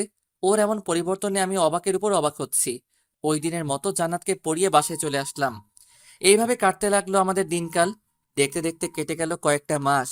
এই কয়েক মাসে জান্নাত একেবারে বদলে গেছে। আগের মতো আর আমার সাথে দুষ্টুমি করে না। কোনো কিছু বললে ওর ভাইয়ের নামে ভয় দেখায় না। সবসময় পড়াশোনা নিয়ে পড়ে থাকে। ক্লাসেও এখন মনোযোগ দিয়ে ক্লাস করে। জান্নাতের এমন পরিবর্তনে আমি অনেকটা খুশি হয়েছি, কিন্তু ওর দুষ্টুমিগুলো এখন খুব মিস করছি। হয়তো আমিও এই কয় মাসে ওর মায়ায় পড়ে গেছি। আর হ্যাঁ, আরেকটা কথা, এর মধ্যে জান্নাতের প্রথম বর্ষের পরীক্ষাও হয়ে গেছে। আর জান্নাত ক্লাসের মধ্যে প্রথম স্থান অর্জন করেছে। নীলা ম্যাডামও এখন আমার সাথে তেমন কথা বলেন না। দেখা হলে মাঝে মধ্যে শুধু ভালো মন্দ জিজ্ঞেস করেন, এই আর কি। সবকিছুর মধ্যে দিয়ে ভালোই চলছিল দিনকাল। তারপর হঠাৎ একদিন রাতের বেলা টেবিলে বসে সবাই মিলে খাবার খাচ্ছি, এমন সময় আব্বু বললেন, তোমাকে তো আগে থেকেই বলে রাখা হয়েছে যে আমার বন্ধুর মেয়ের সাথে তোমার বিয়ে ঠিক করে রেখেছি আমি। এখন আমি চাচ্ছি তোমার বিয়ে দিয়ে বাড়িতে নতুন বৌমা আনতে। এত তাড়াতাড়ি বিয়েটা না দিলে হয় না? আর তাছাড়া তোমার মা সারাদিন একা একা বাড়িতে কত কাজ করে, একজন মানুষের দ্বারাই একা এত কাজ কিভাবে সম্ভব ভেবে দেখছো কোনোদিন? আর তাছাড়া আজ তুমি ভার্সিটিতে থাকাকালীন আমি বাসায় এসে দেখি তোমার আম্মুর শরীরটা বেশি ভালো না। শেষে ডাক্তার আনিয়ে জানতে পারলাম তোমার আম্মু প্রেশার লো হয়ে পড়েছিল। ডাক্তার কিছু ওষুধ লিখে দিয়েছে আর বলে গেছে বেশি কাজ না করতে। এখন এই পরিস্থিতিতে কি করা যায় তুমিই বলো? তাহলে একটা কাজের মেয়ে রেখে দিলেই তো হয়, সারাদিন আম্মুর সাথে কাজ করবে। আর কাজের মেয়ে রাখা গেলে অনেক আগেই রেখে দিতাম, কিন্তু বাইরের মানুষ কি কখনো এই বাড়িকে নিজের মতো করে দেখবে? তাই আমি চাচ্ছি তোমার বিয়ে দিয়ে বাড়িতে নতুন বৌমা আনতে। তাহলে তোমার আম্মুর কাজের কষ্টটা একটু কম হবে। কিন্তু কোনো কিন্তু টিন্তু শুনতে চাচ্ছি না। আমি যার সাথে তোমার বিয়ে ঠিক করে রেখেছি তাকেই তোমার বিয়ে করতে হবে। অন্য কাউকে বিয়ে করার কথা বললে আমরা তাকে মেনে নিব না। কিন্তু যার সাথে আমার বিয়ে হবে সে কে? তাকে তো কখনো দেখিনি, এমনকি চিনিও না। একজনের ব্যাপারে না জেনে শুনে তাকে বিয়ে করে ফেলবো? মেয়ে অনেক ভালো আর ভদ্র, আমার তাকে দেখা আছে। তোমাকে আর আলাদা করে দেখতে হবে না। তারপরও যদি তুমি কিন্তু আমার মুখের উপর কথা বলা শুরু করে দিয়েছো। সরি। আর মেয়েটা ছোট থেকেই মা হারা, তাই আমরা চাচ্ছি তোমার সাথে ওকে বিয়ে দিয়ে একেবারে আমাদের কাছে রেখে দিই। ওকে, তোমার যেটা ভালো মনে হয়। এখন খাও। আর কিছুদিনের মধ্যেই তোমাদের বিয়ের কাজ শেষ করে ফেলবো। আর কিছু না বলে খাওয়া শেষ করে নিজের রুমে চলে আসলাম। সত্যি বলতে এই কয়দিনে জান্নাতের প্রতি আমিও একটু দুর্বল হয়ে পড়েছি। তাই বিয়ের কথা বলায় তখন আব্বুর কথায় রাজি হতে পারিনি। কিন্তু জান্নাত তো আমার ছাত্রী, ওর সাথে আমার কিভাবে? না, এইসব আর ভেবে লাভ নেই, যা হবার হবে। পরের দিন সকালবেলা ঘুম থেকে উঠে ফ্রেশ হয়ে নাস্তা করে নিলাম। তারপর রেডি হয়ে ভার্সিটিতে চলে এলাম। জান্নাতকে আজ ভীষণ খুশি খুশি লাগছে, জানি না কেন। এমনকি মেয়েটা ক্লাসেও সারাক্ষণ খুশি খুশি ভাব নিয়েছিল। আবার পরিবর্তন ঘটলো নাকি ওর? ভার্সিটি শেষে ওই দিনের মতো বাসায় চলে আসলাম। বাসায় এসে ফ্রেশ হয়ে খাওয়া দাওয়া করে রুমে এসে কিছুক্ষণ ঘুমিয়ে পড়লাম। সন্ধ্যাবেলা ঘুম থেকে উঠে হাত মুখ ধুয়ে জান্নাতকে পড়ানোর জন্য ওর বাসায় চলে এলাম। জান্নাতের রুমে এসে দেখি জান্নাত কি যেন ভাবছে আর একা একা হাসছে। মেয়েটা পাগল হলো না তো? ধ্যান ভেঙে সামনে তাকিয়ে আমায় দেখতে পেয়ে বসা থেকে উঠে দাঁড়ালো। দাঁড়িয়েছেন কেন, বসেন। কিছু না বলে একটা চেয়ার টেনে বসে পড়লাম। জান্নাতও একটা চেয়ার টেনে আমার সামনাসামনি বসে পড়লো। আচ্ছা জান্নাত, একটা কথা বলি। জি বলেন। আজ তোমায় এত খুশি খুশি লাগছে কেন? আজ কি কোনো বিশেষ দিন যার জন্য তুমি এত খুশি? হুম, আজ আমি অনেক খুশি। তবে আজ কোনো বিশেষ দিন নয়, খুব শীঘ্রই সেই বিশেষ দিনটা আসতে চলেছে। সেই বিশেষ দিনটা কি জানতে পারি? না, এখন বলা যাবে না। ওকে থাক, বলতে হবে না। এখন বই বের করো। তারপর জান্নাতকে কিছুক্ষণ পড়িয়ে ছুটি দিয়ে দিলাম। জান্নাতের বাসা থেকে বের হয়ে আসতে যাব, এমন সময় ড্রয়িং রুম থেকে আঙ্কেল আমায় ডাক দিলেন। আমিও চুপচাপ ওনার সামনে গিয়ে দাঁড়ালাম। জি আঙ্কেল, কিছু বলবেন? এই নাও তোমার এই মাসের টাকা। কাল থেকে তুমি আর জান্নাতকে পড়াতে আসবে না। আমি কি ঠিক মতো পড়াতে পারি না আঙ্কেল, যার জন্য আপনি আমায় বিদায় করে দিচ্ছেন? আরে সেরকম কিছুই না, আসলে জান্নাতের বিয়ে ঠিক হয়ে গেছে, তাই তোমাকে তোমার বেতনটা দিয়ে দিলাম। বিয়ের পর তো আর তাকে অন্য মানুষের কাছে প্রাইভেট পড়ানো যাবে না। আঙ্কেলের মুখ থেকে জান্নাতের বিয়ের কথা শুনে আমি যেন আকাশ থেকে পড়লাম। আবার খুব কষ্ট হচ্ছে জান্নাতের বিয়ের কথা শুনে। হয়তো জান্নাতকে চিরতরে হারিয়ে ফেলবো। তাই বিয়েটা কবে হচ্ছে আঙ্কেল? সপ্তাহের মধ্যেই বিয়ের তারিখ নির্ধারিত করা হবে। বিয়ের কার্ড এখনো ছাপানো হয়নি, তবে ছাপিয়ে তোমার বাসায় অবশ্যই বিয়ের কার্ড পাঠানো হবে। তোমাকে কিন্তু বিয়েতে অবশ্যই আসতে হবে। জি আঙ্কেল, অবশ্যই আসবো। আজ তাহলে আমি আসি। ভালো থাকবেন। আসসালামু আলাইকুম। কথাগুলো বলেই জান্নাতের বাসা থেকে বেরিয়ে আসলাম। রাস্তা দিয়ে হাঁটছি আর জান্নাতের দুষ্টুমিগুলোর স্মৃতি মনে করছি। হয়তো আর কোনোদিন জান্নাতের সাথে দেখা হবে না, এমনকি ওর দুষ্টুমিগুলোও আর দেখতে পাবো না। খুব মিস করব জান্নাতকে আর ওর দুষ্টুমি মাখা দিনগুলোকে। ভাবতে ভাবতে চোখের কোণায় কখন যে পানির ফোঁটা চলে এসেছে খেয়ালই নেই। ওই দিন রাস্তায় রাস্তায় ঘুরে বেড়াতে লাগলাম। বাসায় এলাম একদম শেষ রাত্রে। এসেই আম্মুর বকা শুনতে হলো, কিন্তু সেই দিকে আমার কোনো ধ্যান নেই। শুধু জান্নাতকে নিয়ে ভেবে চলেছি আমি। ওই দিন রাতের খাবার না খেয়ে ঘুমিয়ে পড়লাম। আম্মু অনেকবার জিজ্ঞেস করেছিল কি হয়েছে আমার। আমিও বলে দিয়েছি শরীরটা বেশি ভালো না, তাই খাবো না। এইভাবে কেটে গেল আরো কিছুদিন। জান্নাত এখন সবসময় হাসি খুশি থাকে। একবার ভেবেছিলাম ওকে নিজের মনের কথাটা বলে দিব, কিন্তু তার হাসি খুশি চেহারাটা দেখে তাকে আর কষ্ট দিতে মন চায়নি। ওই দিন রাতে খাবার শেষে আব্বু আমায় ডেকে বললেন 2 সপ্তাহ পর নাকি আমার বিয়ে। আম্মুর কথা ভেবে আর আব্বুর মুখের উপর কিছু বলতে না পেরে আমিও বাধ্য হয়ে বিয়েতে রাজি হয়ে গেলাম। 1 সপ্তাহ পর ভার্সিটি শেষে বাসায় ফিরছিলাম। এমন সময় একটা পার্কের ভিতর চোখ পড়তেই চোখ আটকে গেল। দেখলাম জান্নাত একটা ছেলের হাত ধরে পার্কে ঘুরে বেড়াচ্ছে। হঠাৎ জান্নাতের চোখ পড়ল আমার দিকে। ছেলেটাকে নিয়ে আমার দিকে আসছে। আমি এই দৃশ্য দেখে আর ওইখানে দাঁড়ালাম না, চলে আসতে যাব। এমন সময় পিছন থেকে কে যেন বলল। স্যার একটু দাঁড়ান। দাঁড়িয়ে গেলাম আর পিছনে ফিরে দেখি সে আর কেউ না, জান্নাত। জান্নাত আমার কাছে এসে বলতে লাগলো, কি হলো স্যার? আমায় দেখে পালাচ্ছিলেন কেন? কই তোমায় দেখে পালাচ্ছি? আর তুমি যে এইখানে আমি দেখিনি। একদম মিথ্যা বলবেন না। আমি দেখেছি আপনি অনেকক্ষণ ধরে এখানে দাঁড়িয়ে থেকে আমায় দেখছিলেন। না, আসলে তুমি ভুল দেখেছো। আমি তো এইমাত্র এদিক দিয়ে যাচ্ছিলাম, এমন সময় তুমি আমায় ডাক দিয়ে দাঁড়াতে বললে। হতেও পারে। তা এদিক দিয়ে কোথায় যাচ্ছেন? এই তো বাসায় যাচ্ছি। তা তুমি এইখানে কি করছো? আর তোমার সাথে এই ছেলেটা কে? অনেকদিন ধরে কোথাও ঘোরা হচ্ছে না, তাই একটু ঘুরতে আসলাম আর কি। আর ওর সাথে আপনার পরিচয় করিয়ে দেই। এ হচ্ছে আমার হবু বর। আর সানি, এ হচ্ছে আমার প্রাইভেট টিচার। আগে উনিই আমায় প্রাইভেট পড়াতেন। ও, অনেক মানিয়েছে তোমরা দুজনকে। কথাটা হাসি মুখে বললেও কেন জানি মনে খুব আঘাত পেলাম। মনে হচ্ছে কেউ চুরি দিয়ে কলিজা কেটে নিয়ে যাচ্ছে। স্যার, 2 দিন পর আমার বিয়ে। আপনাকে কিন্তু বিয়েতে অবশ্যই আসতে হবে। আচ্ছা, আসবো। এখন তাহলে আমি যাই, বাসায় একটু কাজ আছে। আচ্ছা, তাহলে যান। তারপর ওইখান থেকে সোজা বাসায় চলে আসলাম। এসেই রুমে গিয়ে দরজা লাগিয়ে বিছানায় শুয়ে পড়লাম। জান্নাতকে আজ ওই ছেলেটার সাথে দেখে খুব কষ্ট লাগছে। কয়দিন পর জান্নাত অন্য কারো হয়ে যাবে, হয়তো আর তার সাথে তেমন কোনো কথা হবে না। কিছুক্ষণ পর আম্মু এসে খাওয়ার জন্য ডাকতে লাগলেন। কিছুই ভালো লাগছে না, তাই আম্মুকে বললাম আমি বাহির থেকে খেয়ে এসেছি, তোমরা খেয়ে নাও। ওই দিনের মতো রাতে হালকা কিছু খেয়ে ঘুমিয়ে পড়লাম। পরের দিন সকালবেলা ঘুম থেকে উঠে ভার্সিটিতে চলে এলাম। আজ জান্নাতকে ক্লাসে দেখতে পেলাম না, হয়তো ভার্সিটিতে আসেনি। 2 দিন পর তার বিয়ে, ভার্সিটিতে এসে কি বা করবে। ভার্সিটি শেষে দুপুরবেলা বাসায় আসলাম।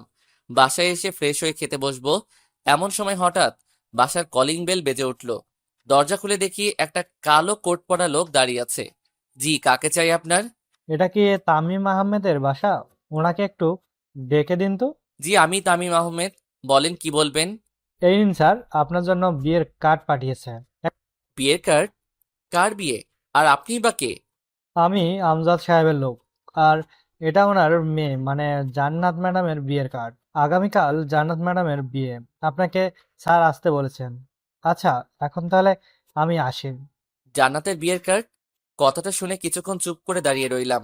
তাহলে বিয়েটা একেবারে ফাইনাল? আবারও খুব কষ্ট পেলাম জান্নাতের বিয়ের কথা শুনে, কিন্তু এখন আর কিছু করার নেই। সময় থাকতে সময়ের মূল্য দিলে আজ এমন দিন আসতো না। কে এসেছে রে? ভিতর থেকে আম্মু বললেন। কার্ডটা নিয়ে আম্মুর হাতে দিয়ে বললাম, আমি যে একটা ছাত্রী পড়াতাম, আগামীকাল তার বিয়ে। ছাত্রীর বাবা উনার লোক পাঠিয়ে বিয়ের কার্ড দিয়ে গেলেন। ও, ভালোই তো। তাহলে তোর বিয়েতেও তুই তোর ছাত্রীকে আর ওর বাবাকে ইনভাইট করিস? কিছু না, রুমের দিকে হাঁটা ধরলাম। কি রে, কোথায় যাচ্ছিস? খাবি না? না, খিদে নেই। এটা কেমন কথা? একটু আগেই না এসে বললি তোর খিদে পেয়েছে, আবার এখন বলছিস খিদে নেই। কি হয়েছে তোর বলতো? কই, কি হবে? কিছুই হয়নি। তাহলে খাবি না কেন? এখন ভালো লাগছে না, একটু পরে খাবো বলেই রুমে চলে এলাম। রুমে এসে বিছানায় শুয়ে পড়লাম। আর ভাবতে লাগলাম জান্নাত তো আমায় ভালোবাসে, তাহলে ও কেন আমায় ছেড়ে অন্য কাউকে বিয়ে করছে? তাহলে কি ও আমার সাথে এতদিন মিথ্যে ভালোবাসার অভিনয় করেছে, নাকি ওই দিনের ঘটনার পর ওর মন থেকে আমায় মুছে ফেলার চেষ্টা করছে? এমনও হতে পারে আমার অবহেলা পেয়ে আমায় ভুলে যাওয়ার জন্য জান্নাত অন্য কাউকে বিয়ে করে নিচ্ছে। জান্নাতকে কি একবার আমার মনের কথাটা বলে দেখব? না না, 2 দিন পর ওর বিয়ে, আর এখন আমি ওকে এইসব বললে সারা জীবন জান্নাত আমায় ঘৃণার চোখে দেখবে। জান্নাতকে তো ওই ছেলেটার সাথে খুব হাসি খুশি দেখলাম, হয়তো জান্নাত ওই ছেলেটার সাথে খুব ভালো থাকবে। না, আমি আর ওদের মধ্যে গিয়ে বাধা হয়ে দাঁড়াতে চাই না। দোয়া করি জান্নাত ওই ছেলেটার সাথে সারা জীবন সুখী থাকুক। এইসব নানান বিষয় ভাবতে ভাবতে কখন যে চোখটা লেগে যায় খেয়ালই নেই। যখন ঘুম ভাঙলো তখন মোবাইলটা হাতে নিয়ে দেখি 6টা বেজে গেছে। তারপর উঠে হাত মুখ ধুয়ে বাইরে হাঁটতে বের হলাম মনকে ফ্রেশ করার জন্য। কিছুক্ষণ হাঁটাহাঁটি করার পর আবার বাসায় চলে আসলাম। রাতের খাবার খেয়ে রুমে এসে শুয়ে আছি, এমন সময় মোবাইলটা বেজে উঠলো। হাতে নিয়ে দেখি আঙ্কেল কল দিয়েছেন। কিছু না ভেবেই কলটা রিসিভ করলাম। আসসালামু আলাইকুম আঙ্কেল, কেমন আছেন? ওয়ালাইকুম আসসালাম। হ্যাঁ, ভালো আছি। কেমন আছো? আলহামদুলিল্লাহ, আমিও ভালো। তা হঠাৎ ফোন করলেন যে, কোনো সমস্যা হয়েছে নাকি আঙ্কেল? না, কিছু হয়নি। কাল তো জান্নাতের বিয়ে, তোমাকে বিয়ের কার্ডও পাঠাইছি। তুমি বিয়েতে আসবে তো? আঙ্কেল আসলে আমার কাল একটু কাজ আছে। আমি কোনো অজুহাত শোনার জন্য তোমায় ফোন করিনি। কাল তুমি ঠিক সময়ে বিয়েতে এসে উপস্থিত হবে, এটাই আমার শেষ কথা। এর উপরে আর কোনো কথা নেই। আচ্ছা আঙ্কেল, আমি আসবো। আচ্ছা, এখন তাহলে ফোন রাখলাম। বলেই কল কেটে দিলেন। আমি আর কিছু না ভেবে মোবাইলটা একপাশে রেখে ঘুমিয়ে পড়লাম। পরের দিন সকালবেলা ঘুম থেকে উঠে মার্কেটে গিয়ে জান্নাতের জন্য কিছু গিফট কিনে আবার বাসায় চলে আসলাম। আজ শুক্রবার, তাই ভার্সিটি অফ। তারপর রেডি হয়ে আম্মুকে বলে জান্নাতের বাড়িতে চলে আসলাম। আসলে আসার কোনো ইচ্ছা ছিল না, কিন্তু না আসলে আবার আঙ্কেল মন খারাপ করবে, তাই আসতে হলো।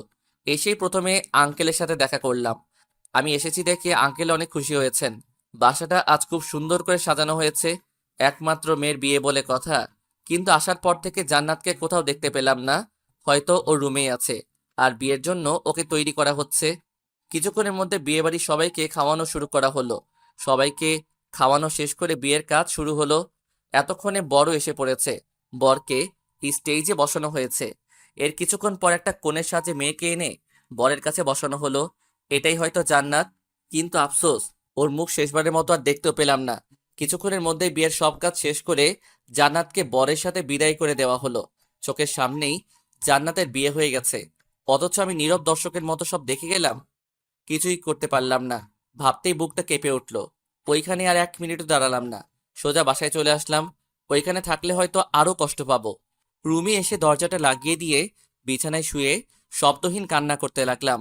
এখন আর কেঁদেও লাভ নেই, যা হবার তা তো হয়েই গেছে। কিছুক্ষণ পর হঠাৎ মোবাইলে একটা কল আসলো। হাতে নিয়ে দেখি আঙ্কেল কল করেছেন। কিছু না ভেবে কলটা রিসিভ করলাম। আসসালামু আলাইকুম আঙ্কেল। ওয়ালাইকুম আসসালাম। বাবা, তুমি এখন কোথায় আছো? এই তো বাসায়। কেন আঙ্কেল, কোনো সমস্যা হয়েছে নাকি? সে কি, তুমি বাসায় চলে গেলে অথচ আমায় একবারও জানিয়ে গেলে না? আসলে আঙ্কেল মাথা ব্যথার কারণে বাসায় চলে এসেছি, তাই আপনাকে বলে আসতে ভুলেই গেছিলাম। প্লিজ কিছু মনে করবেন না আঙ্কেল। ও, এই ব্যাপার, তাহলে ঠিক আছে। আচ্ছা, এখন তাহলে রাখি।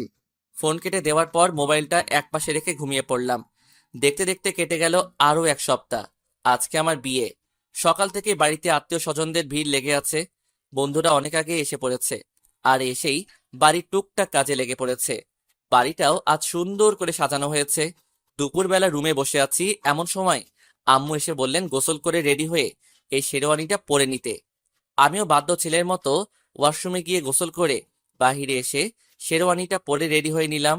কিছুক্ষণ পর বন্ধুরা রুমে এসে আমায় নিয়ে বাহিরে এসে একটা বিয়ের গাড়িতে বসিয়ে দিল। সাথে আমার কয়েকজন বন্ধুও আমার সাথে গাড়িতে উঠে বসলো। কিছুক্ষণ পর গাড়ি এসে একটা বিশাল বড় হোটেলের সামনে থামলো। এরপর বন্ধুরা আমায় নিয়ে সেই হোটেলের ভিতরে চলে এলো। কিছুক্ষণ পর বিয়েতে আসা লোকদেরকে খাওয়ানো শুরু করা হলো। একে একে সবাই খেয়ে চলে যেতে লাগলো। আর এদিকে ভার্সিটির কয়েকজন স্যার ম্যাডামরা আমায় এসে বিয়ের শুভেচ্ছা জানাতে লাগলো।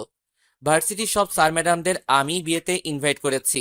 বিয়েতে আসা লোকদেরকে খাওয়ানো শেষ হলে বিয়ের কাজ শুরু করা হলো। কাজী এসে আমায় কবুল বলতে বললেন, সাথে একটা পেপারে সাইন করতে বললেন। আমিও ওনার কথা মতো 3বার কবুল বলে পেপারটায় সাইন করে দিলাম। তারপর কাজী চলে গেলেন কনের কাছে। কিছুক্ষণ পর শুনতে পেলাম কনেও কবুল বলে দিয়েছে আর বিয়েটাও হয়ে গেছে।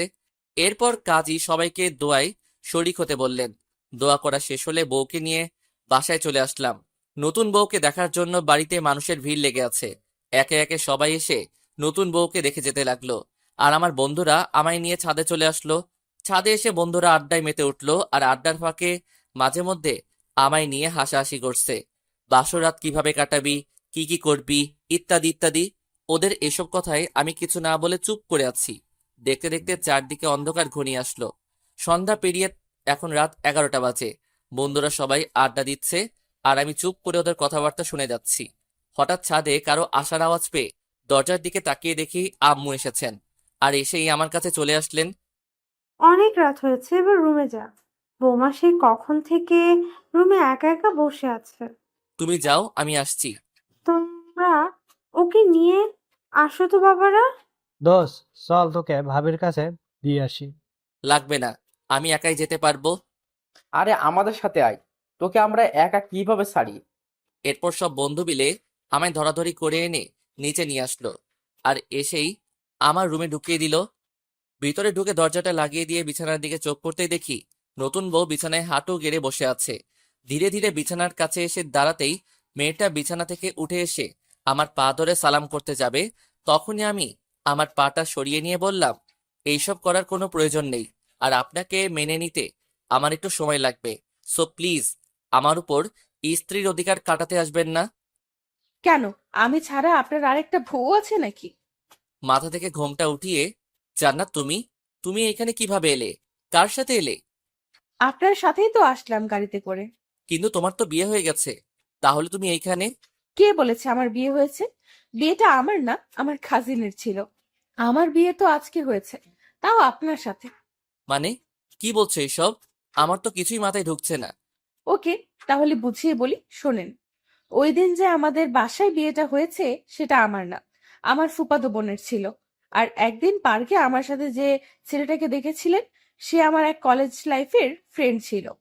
আর সানি আমার ফুফাতো বোনকে পাগলের মতো ভালোবাসতো। তাই আমি আমার ফুফাতো বোনের সাথে সানির সেটিং করিয়ে দেই। তারপর দুই পরিবার মিলে ওদের বিয়ে ঠিক করে। আর আমি আব্বুকে বলে ওদের বিয়েটা আমাদের বাসায় করানোর জন্য রিকোয়েস্ট করি। আর আব্বু আমার কথায় রাজি হয়ে যায়। কিন্তু আঙ্কেল যে আমাকে তোমার বিয়ের কার্ড পাঠিয়ে দিলেন সেটা কি? আপনি ওই কার্ডটা খুলে দেখেছেন? না। দেখলে তো সব বুঝতে পারতেন, কিন্তু আপনি তো কার্ডটা ভালো করে খুলেই দেখেন নাই।